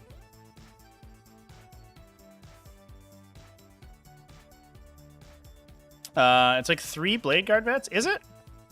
Blade Guard vets are base 3 attacks, so they go to 4. And they're like 6 times harder to kill. They're like dramatically harder to kill. I don't know if I think I would take Blade Guard veterans in that in that comparison. I guess you get like you get like 2 Vigilators for 1 Blade Guard veteran squad, or you get like 9, I guess. So then it's a little bit closer, but the unit to unit comparison is pretty weird. Like Vigilators are not a unit that you, without help, which we don't really have here. They're just kind of an objective holder. You don't expect them to get into melee. So like their melee profile only matters in as much as they're fighting like what your opponent lets them fight, basically. And I guess like as a little bit of a counterpunch, they're fine. Like they're better at defending objectives than prosecutors are. Like you think twice about letting Vigilators interrupt on you, whereas like prosecutors or like with the pregame move ladies, you kind of don't. So I guess it's like okay, and they're only 5 points more. I think they used to be more expensive, which was more problematic. For 5 extra points, like I guess you could take it. I don't believe they get objective secured though, right? Because it's only troop models, and that is problematic.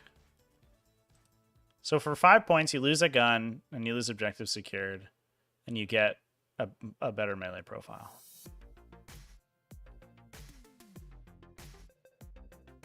I'm gonna double check that real quick. Anathema Psychona troops units. And Adeptus Custodes core units. Or core infantry, yeah. So not the Vigilators.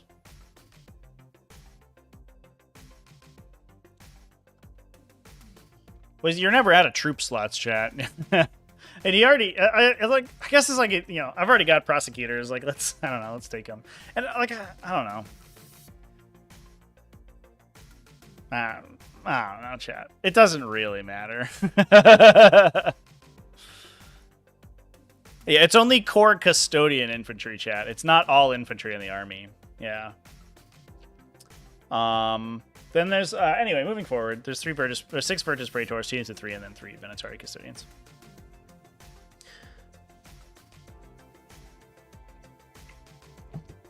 I guess I'm coming around a little bit. I think that their ability to defend objectives is probably what you're here for the Vigilators, like with the Vigilators on. Like, if you come down to the late game and it's a really scrappy game, you would much rather have 5 Vigilators on the table than 5 Prosecutors. The difference is that the Vigilators are less good in, like, the early game, because they don't shoot anything. They're exactly as good at performing actions, but they cost more. If you don't have anything else touching the objective, your opponent just steals it a lot of times. Big swords are cooler, chat. I mean, that is the case. It is, yeah, they are unironically very cool models.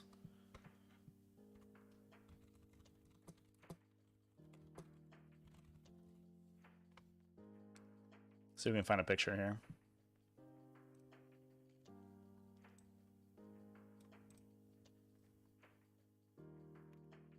They are pretty sweet. Like, you gotta give them credit. Those Executioner Great Blades, they may just be here for show, but the show that they're putting on is pretty cool. Plus they got, like, sweet hats. I don't know. They got cool poses. I would prefer to assemble my Sisters of Silence unit as Vigilators than as lame Prosecutors or Witch Seekers. I think that's the last one.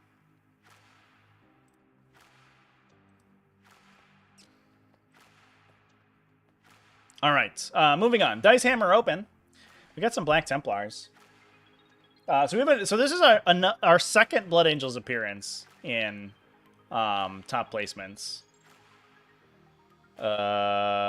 This one is just a this is just a Nephilim list. Oh no, there's Gladiator Rippers. Whoa. Okay. All right. So we have the Visage of Death Chapter Master with Rites of War we just talked about. Sanguinary Priest with Soul Warden, so not putting it on the Chapter Master. He just doesn't have a second Warlord trait, I guess. Who needs it? You don't need those. You need your CP. 2 Infiltrator Squads. 3 units of Death Company Marines. So this is where things get really interesting. Excuse me, champ. Because these models cannot... Like, you can no longer get Fury of the Lost. That's been removed as a secondary. So the 2 or 3, like, unit spams of Death Company no longer matter. So you're less incentivized to take these things. But we're doing it anyway. And it's not like they do, like, less damage. They are, I think, proportionally a little bit more expensive. And they also didn't get the same, like, points cuts that other stuff did, but they still hit as hard as they did previously.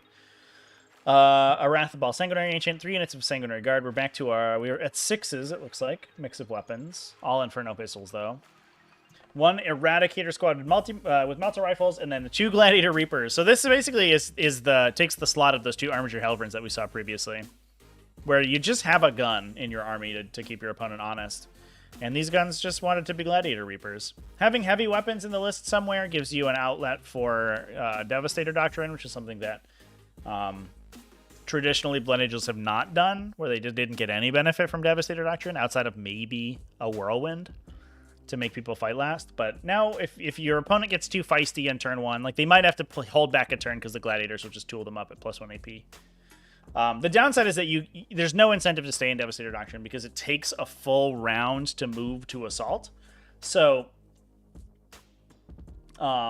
unlike the armies that want to stay in tactical, and they can stay in tactical and just continue to stay in tactical until their opponent gets aggressive, and then they're like, or stay in Devastator, excuse me, until their opponent gets aggressive, and then they're like flip to tactical, get all the buffs.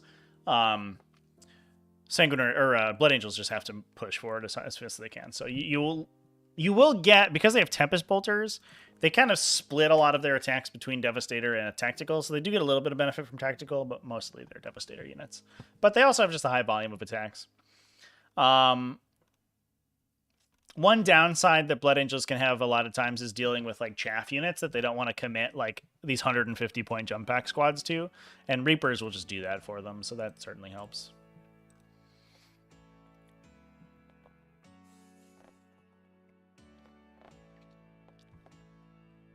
The Witch Seeker Sisters all the way. Yeah, the pregame move's so strong for sure. If I were to have if I were to pick, I think a favorite, or what are they called? Anathema Psychona unit, it would certainly be the Witch Seekers. Just like getting Deep Strike Denial and stuff like that so big. And then as the chat has informed me in previous episodes, the fact that they work on rhinos as well, like Dominion squads do, and let you like unlock a lot of interesting pregame like combos is really cool too. We got a bunch of Astral Militarum and Dark Angels. Boring. We'll move on to Tau Empire. New Farsight model, by the way, chat. If anybody hasn't seen that guy. Oh my god. Speaking of Tau Empire. And speaking of Farsight, we're playing War Concept, but Jason McKenzie here has named all of his characters, so I appreciate that.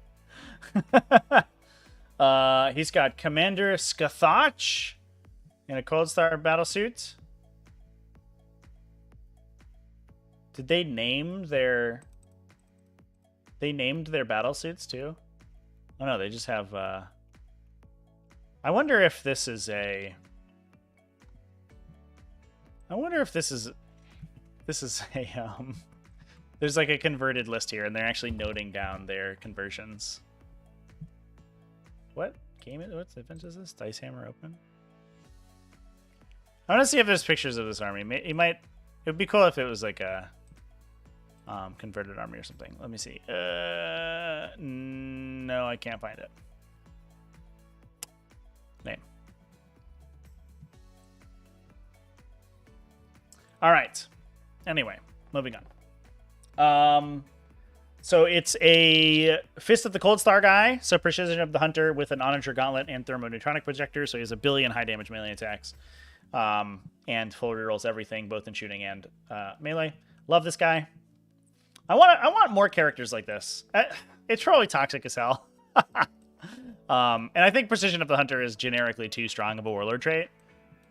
Because it locks in basically every list. Like, you have to have your Precision of the Hunter guy. And a big question of Tau list building is, what does your Precision of the Hunter loadout look like? And I think that's problematic. But I do love that there's these characters that are just like, just big ol' super solos. I love that for them. They have an ethereal. Chassel Kai is their name, which is important to know. With the humble stave.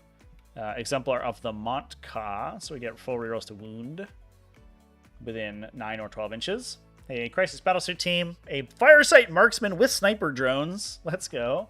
Firesight Marksman really cool. It has a stealth field generator, so it can sort of sit outside character protection and still not be shot. The sniper drones they shoot okay, and that's fine. They have a marker light themselves, and that's also fine. But then a lot of times you give them,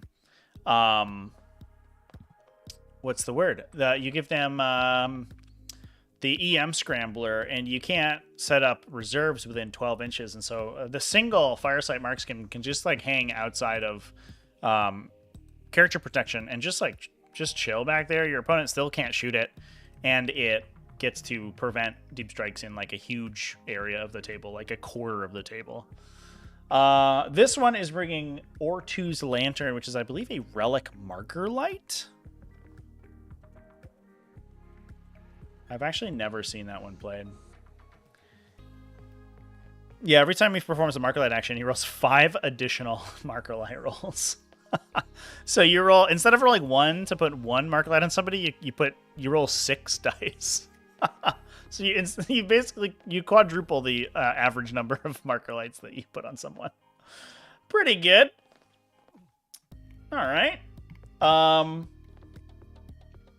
3 units of Crude Hounds.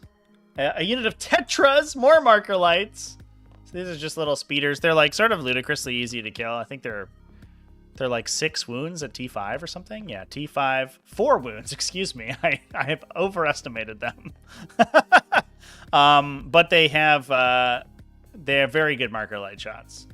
Each one has a marker light, and their marker lights roll 3d6 instead of 1d6 to perform. Plus their vehicles so they can move and do the action. So we're just marker lighting for days today between the Firesight Marksman and the Tetras. 2 units of Vespid Stingwings, mostly for secondaries. A Hammerhead Gunship, a Skyray Gunship, and Broadside Battlesuits. A big Broadside Battlesuit team, too. Holy crap. 3 Broadside Battlesuits with Rail Rifles and SMS. Whoa. This list has so many marker lights, I question whether it needs them all, to be honest. But, you know, maybe it does. Those Tetras actually, I think, are pretty useful regardless, because for 40 points, I believe that they're extremely fast. They move 18, and they have fly. And I think that their model is relatively large compared to their like points value and speed, so they can actually screen really well. They're also very cool looking, if I do say so myself. Oh, they're actually not that big. We'll take some. They're not quite as big as I expected, but they are a little wide. Here's a comparison video of a comparison image of a Tetra. So they're only about, I don't know, probably 3.5 inches long. They actually look a little small compared to the Breacher. Unfortunate.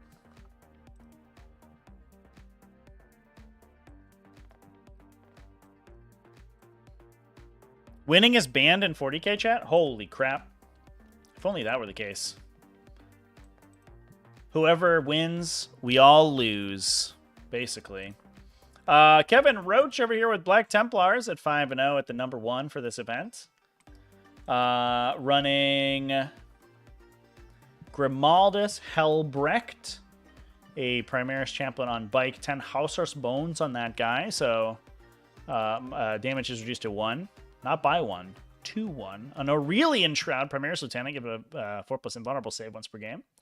1 in Cursor Squad with Holy Orb. That's an interesting spot for Holy Orb. It's a targeted fight last. Usually you put it on faster models, but it works on the Incursors just fine, I think, because they forward deploy. They're usually around where you want to be throwing it. And then we're just spamming Primaris bodies. Holy crap. So these are 10 model Crusader squads with a Sword Brethren, 4 Neophytes, 5 Initiates, with a mix of Power Fists and Chain Swords. And we'll just take 5 of those. All right.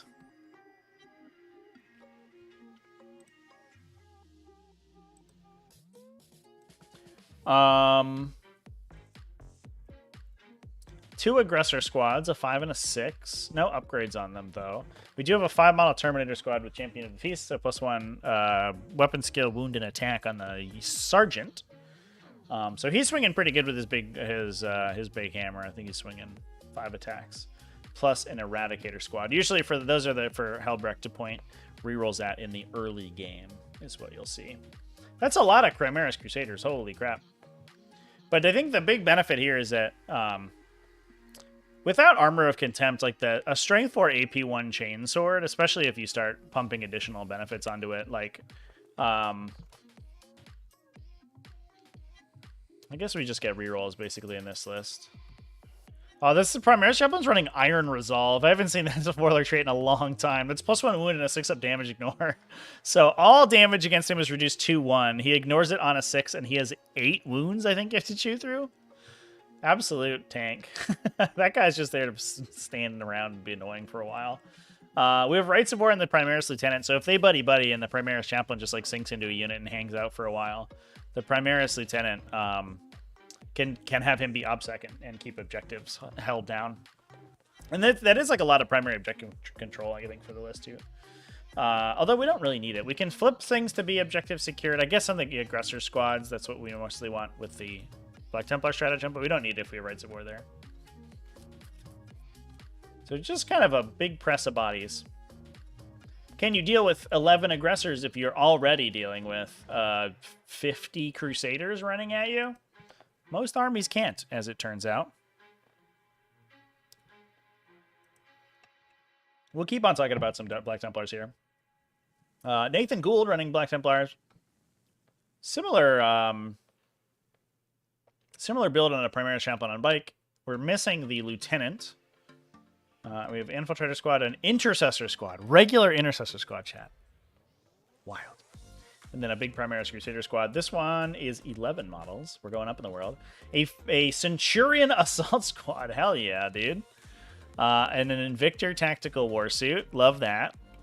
What is this list? This is all over the place. It's all singletons. A Land Raider Crusader. Oh my god. Most likely to deliver the Centurion Assault Squads because it can fit 3 Assault Centurions inside it. Land Raider, chat. Let's go. All right. Fair enough. Yeah, this is just like a bunch of stuff, I guess. We have, let's see, Sword of Judgment and Champion of the Feast on the Primaris Sword Brothers. So we have basically like 20 ablative wounds for this idiot who has like 5 swings with a 2 damage sword. Or a 3 damage sword, sorry. It's 3 damage, I believe, yeah. On the upgraded sword there. And then sometimes you see upgrades in the Assault Centurion Sergeant. I guess not today, though. If there's no Apothecary in the list, which there isn't, you don't need it so much.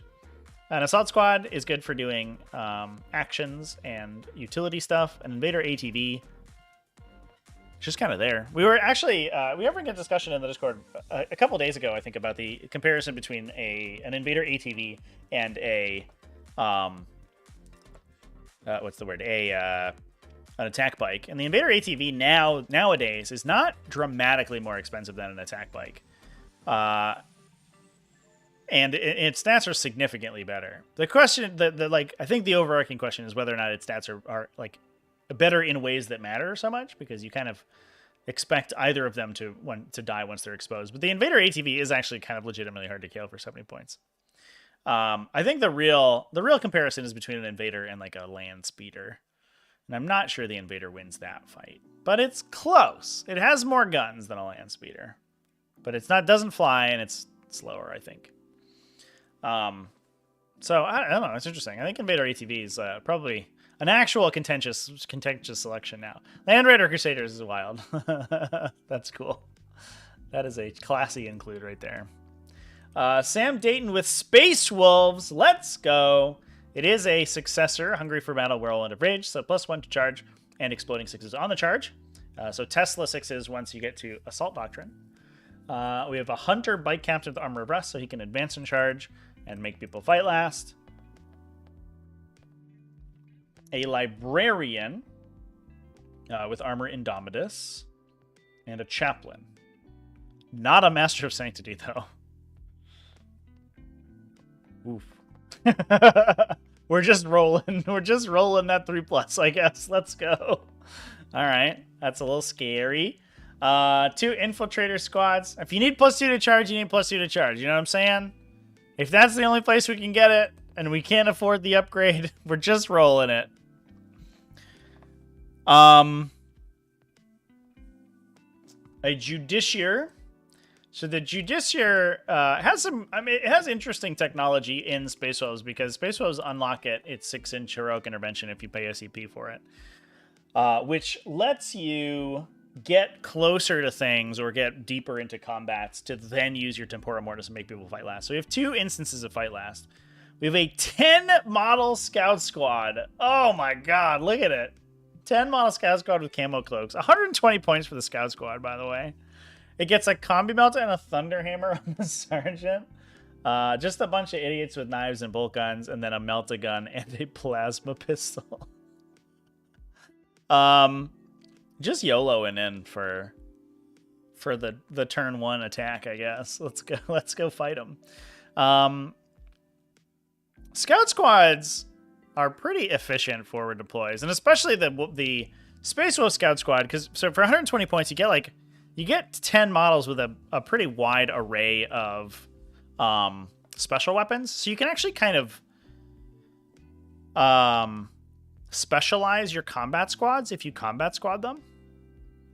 And they hit pretty hard. They hit dramatically harder than 60 points, like probably should. If you just take like the sergeant and 4 dudes with combat knives, each of those dudes with combat knives is swinging like 3 attacks on the charge with Tesla 6s if you either adaptive strategy them or cast Instincts Awoken on them, which I believe the Librarian has. Ta-da! So, and then the Sergeant swinging 3 times with a Thunderhammer, so that's also pretty good. And then maybe like a Melting Gun shot's in there too, so you just like blow up a tank by accident with a 60.88 unit if you go first. That you don't really care about if you go second anyway. 3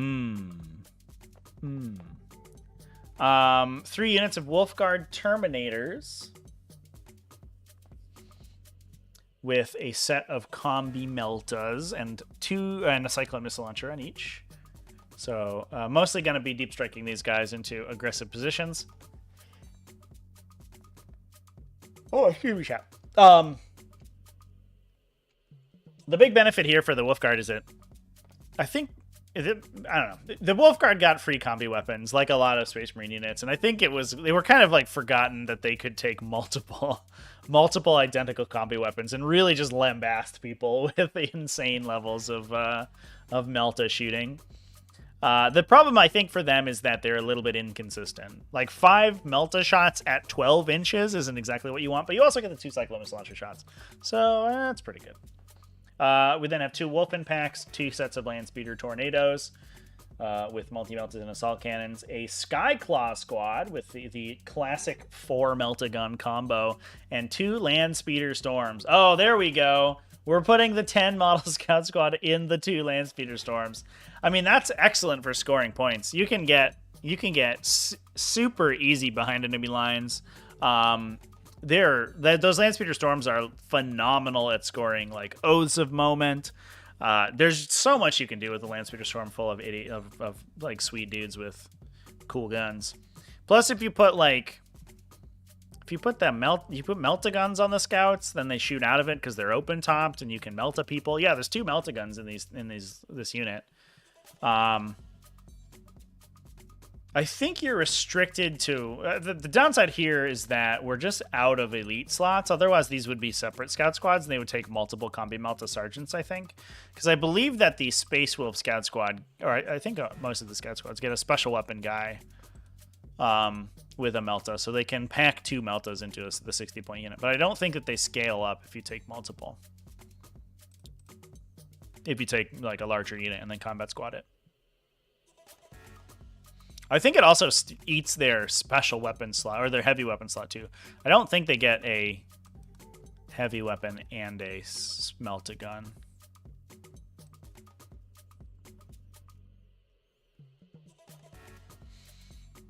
Yeah, you get a combi weapon on the Sergeant. You get one guy with a heavy weapon or a special weapon. Yeah. So you ideally want to be taking multiple units of 5. I wonder if there's a list in there somewhere, chat, where instead of like packing all these Terminators or something, you just like you're just on like 6 units of scouts. Probably not. I don't think that. But man, those are efficient Melta gun shots. They're not quite as efficient as the Skyclaws. The Skyclaws, in terms of points per Melta gun shot, they only pay about what, 428? 27 and a half points. And then they also like punch real good if you're in pure Space Wolves. But the Scout Squads pay 30 points per Melta gun shot. That's even more efficient than the Wolfguard.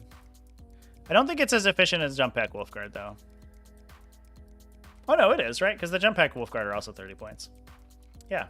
Are they just the most efficient? Outside Skyclaws, are just the most efficient Melta gun shooting we can get? I guess Vanguard Veterans are better.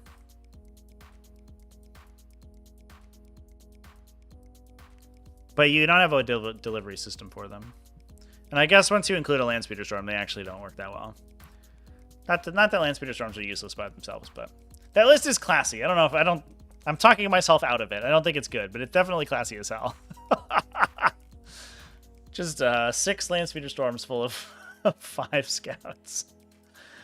We have some more World Eaters to talk about. We do have a classic World Eaters with Lord Invocatus in it this time, from Kevin Leonard. And I think that Kevin Leonard's list, I was reading it before the show, and I think it is close to what I imagine becomes like the platonic ideal of a World Eaters list. The other one, I got it confused with the other one a little bit earlier, which is why I was like kind of tripping over myself when I was talking about that one. But we have Lord Invocatus with Road of 8 Bloody Steps, so he can pre-game move 3 core units. So you can force a bunch of 8-bound on some people's throats if you go first, or you have good terrain in the center. You can just put the 8-bound behind.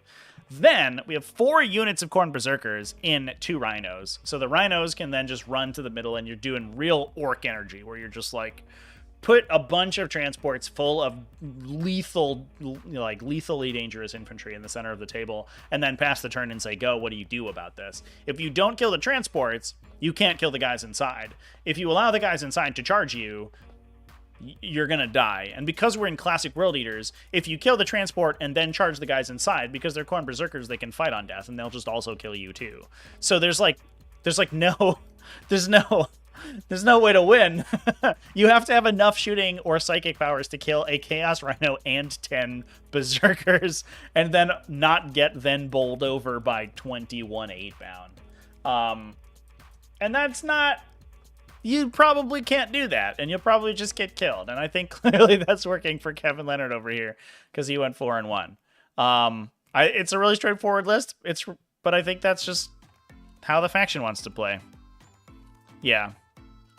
I think if I were to build a World Eaters list, it would probably, having played the Codex Sight Unseen, it would probably look almost exactly like this one. It's kind of just a solid. Now, Folger and Garrett over here are from the Watchers in the Dark YouTube channel, and I may have a little bit of a talk with Garrett later this week, and we may do a little collab. I was on Watchers in the Dark a couple weeks ago doing a podcast with them.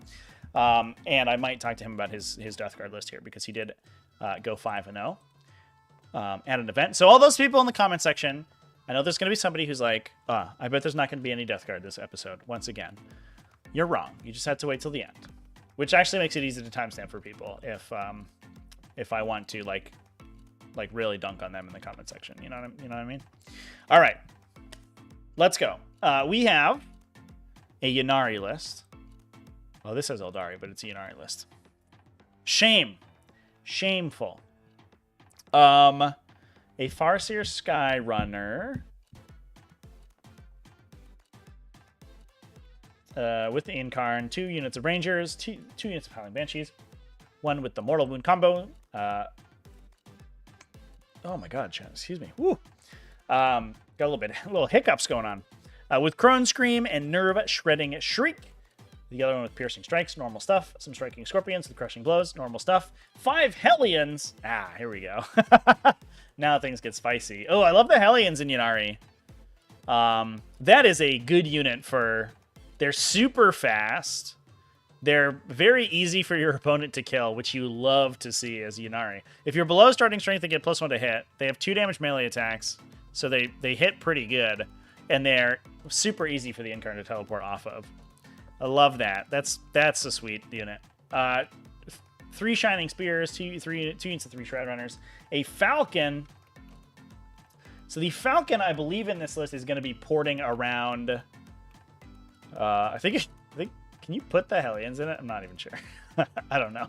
But you probably put the Howling Banshees inside it, because we have Ghost Walk on the Farseer Skyrunner. So once that Falcon drops, you can then cast Ghost Walk and put a 6 in on your charge roll, and you automatically succeed your charge out of Deep Strike. So you can automatically have a Howling Banshee unit in somebody's deployment zone on turn 1 without rolling any dice. You just have to make the Psychic test, basically. And even if you fail the Psychic test, you have to roll like a 2+ on a charge roll, or a 3+ on a charge roll anyway. So your chances of making that charge are extremely strong, even if you have to CP reroll the whole thing. And then we just have a little Twilight detachment with a Shadow Seer for some more mortal wounds. and some Harlequin troops. And a Solitaire. Let's go. Sick. Plus, there's a D cannon support platform. I feel like I shouldn't have to say that. I think every Eldar list should just like you just have a support weapon D cannon platform. Like it's done. We don't have to talk about it. All right. We are over here in Death Guard. We've got a Demon Prince. So this is 5-0 Death Guard. Won a tournament. We have a Demon Prince with the Plague Skull, so you can throw mortal wounds on people. He's Revolting Resilient, which is a 5+ damage ignore.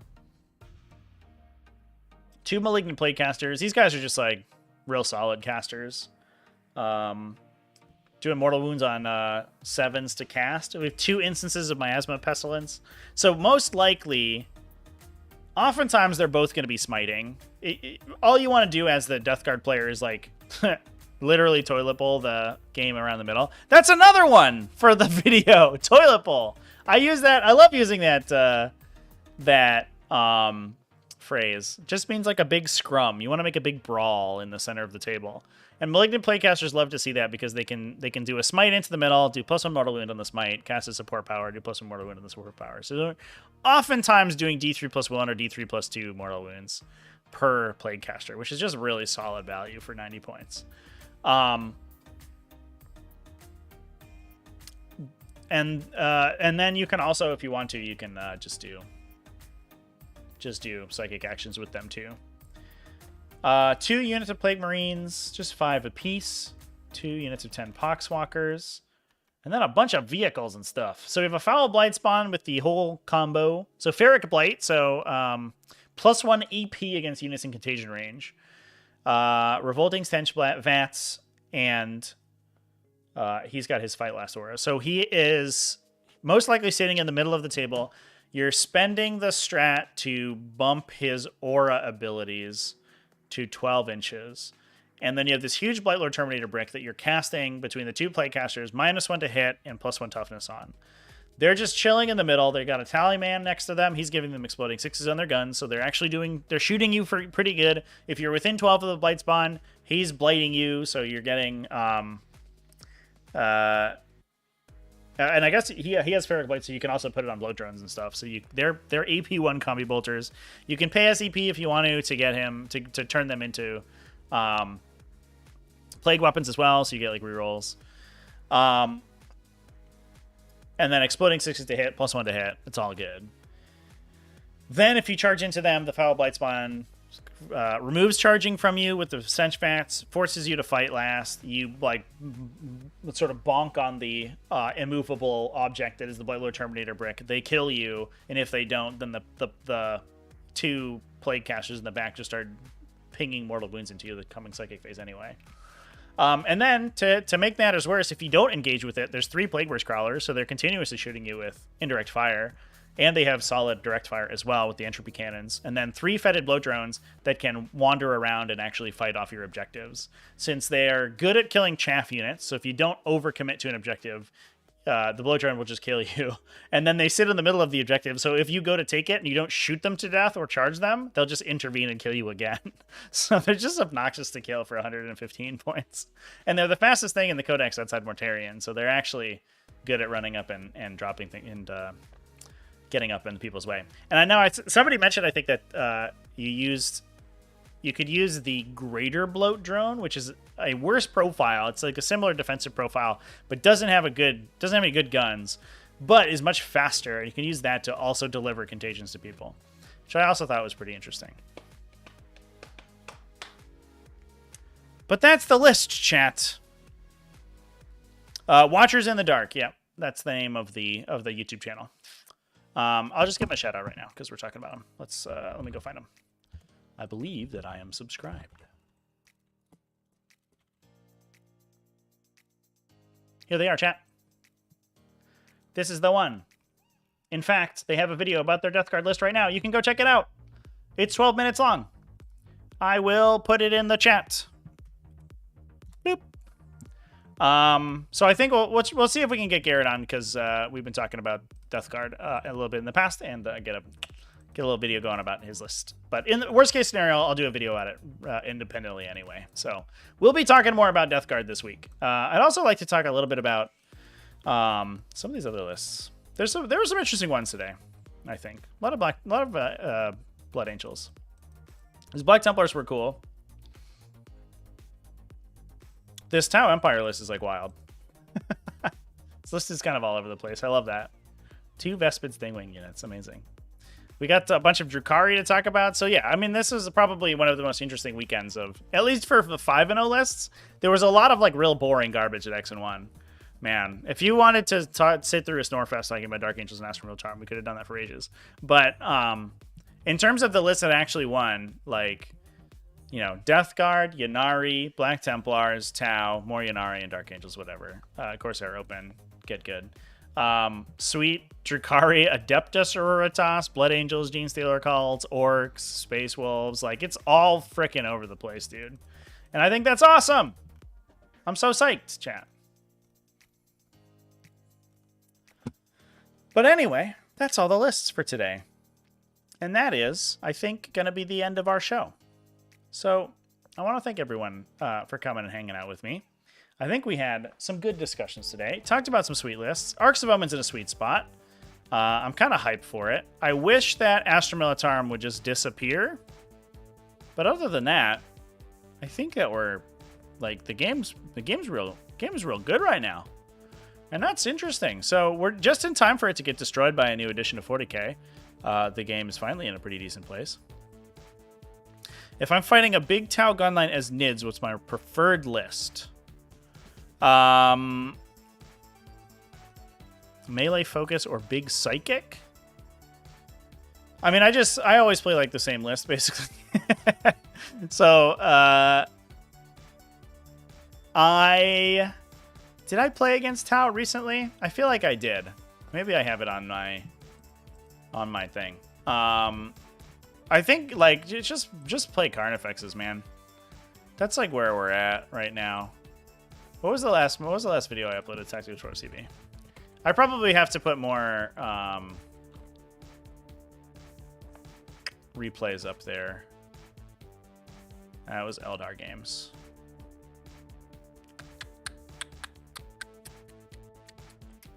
Yeah, I would just play, I don't know, like you always play like triple Neurothropes.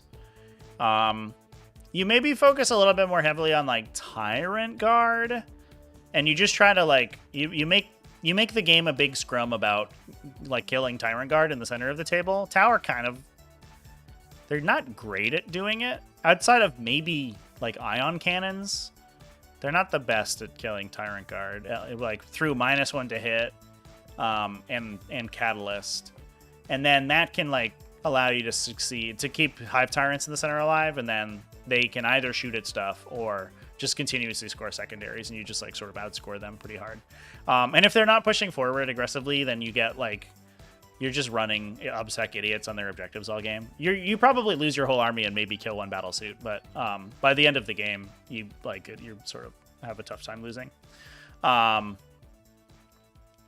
It's not like I wouldn't say that that's like a super good matchup or one that's like super consistent, but it is certainly possible because Tyranid primary objective control is much better than Tau's. So you're just trying to leverage that to win, basically. I thought I played that matchup recently in a game, and maybe I'm wrong. Maybe I'm thinking of something else. I don't know. Mackenzie did a nice breakdown of his list on r/Tau 40k. What? Let's go read that real quick.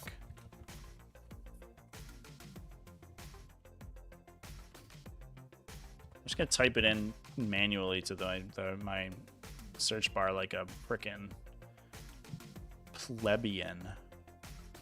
All right, let's look. Is it just everyone's recolors of Farseer or of Farsight?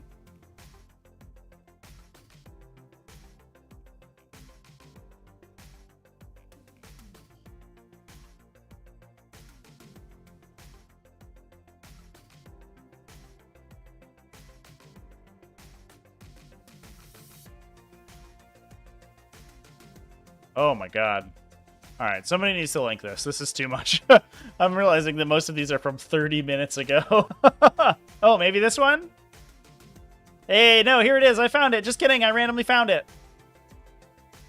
Grab that link for later.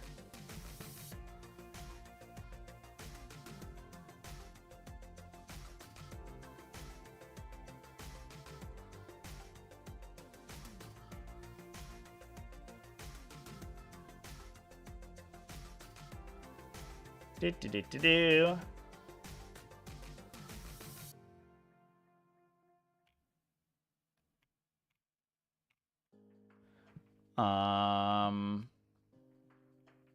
Yeah, I mean, most of this stuff is pretty self-explanatory.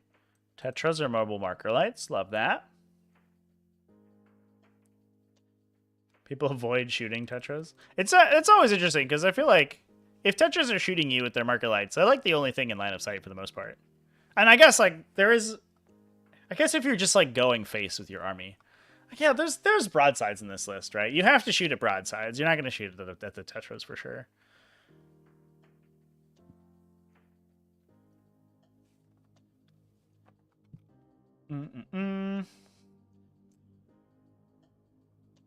Broadsides, they're tough as hell in cover. Can confirm, especially in Votann, because you're reducing strength a lot of times against them, which makes them kind of tough.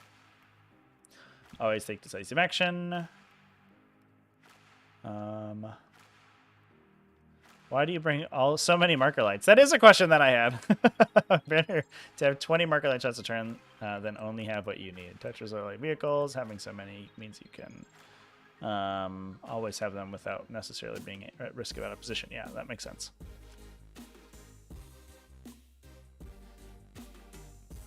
Oh, I didn't do a breakdown of the lists.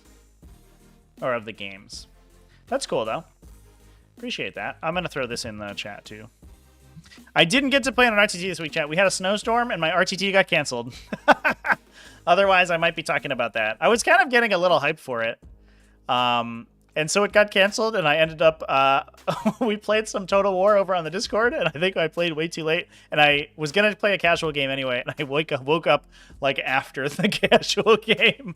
So we did not get to play practice games either. I didn't play any 40K on Saturday, which was too bad. But this weekend I might be able to. There's also...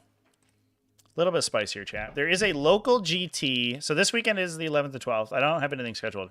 The next weekend, the 18th and 19th, there's a local GT that's like just getting to 30-ish players.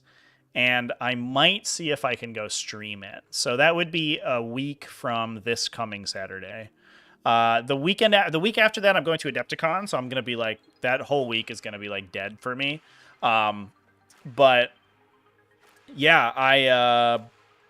yeah, maybe streaming a GT the weekend after that. Or I might participate. I'm not sure. I think I told myself that if it wasn't a particularly large GT, I would play in it. And if it is like 30-ish plus people, I would try to stream. And it's getting there.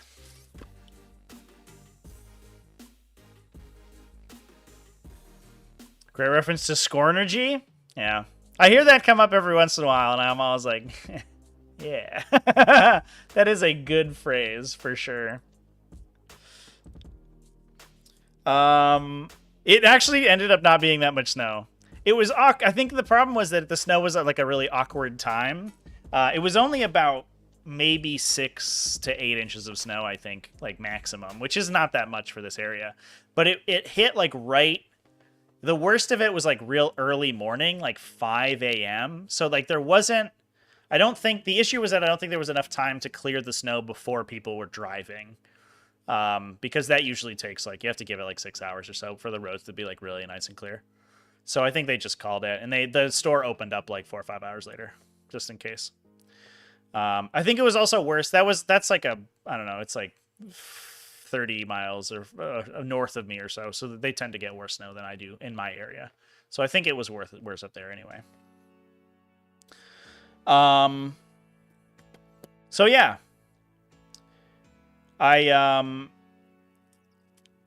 I will see if I can get to stream that GT in a couple weeks. That'd be cool. But then otherwise, we did have a stream scheduled on Twitch right after this. That one got canceled. It's great. So that might be a pod finals that we do not catch, unfortunately. And I should be live for the rest of the week over on Twitch in the afternoons. We have BCO finals, should be tomorrow, but exactly when, I'm not sure yet because the timing is not working out great. But then I'll have just some regular pod games. I'm playing White Scars on Thursday. I'm playing with White Scars, I should say. And that's against Adeptus Mechanicus, which I don't know how well that's going to go for me. I think I might just get blown up, but we'll see. Yeah. And then we're back to playing Tyranids, hopefully on tomorrow and Friday. Yeah. So anyway, thanks everyone for coming and hanging out. Please go watch the dictionary video. I was going to call it Words Hammer 40K, but then I thought that would be like a little bit too far. So I think I just called it 40K phrases that you need to know, which is less exciting and cool, but probably better for SEO. Please go watch that. I spent a lot of time on it, and I'm very proud of it, so that would be great. Big thanks to VoxLink for sponsoring that video. Go check them out over on Kickstarter. They're I think just about getting halfway to the end of the campaign, so they're looking for a little bit of a leg up as they get towards the latter half. And you can expect a lot more interesting competitive videos out of me for the rest of the week. I'm going to be working pretty hard this week on videos. So I'll see you then. And have a good one. Remember to keep it classy, have happy wargaming, and all that stuff. Goodbye.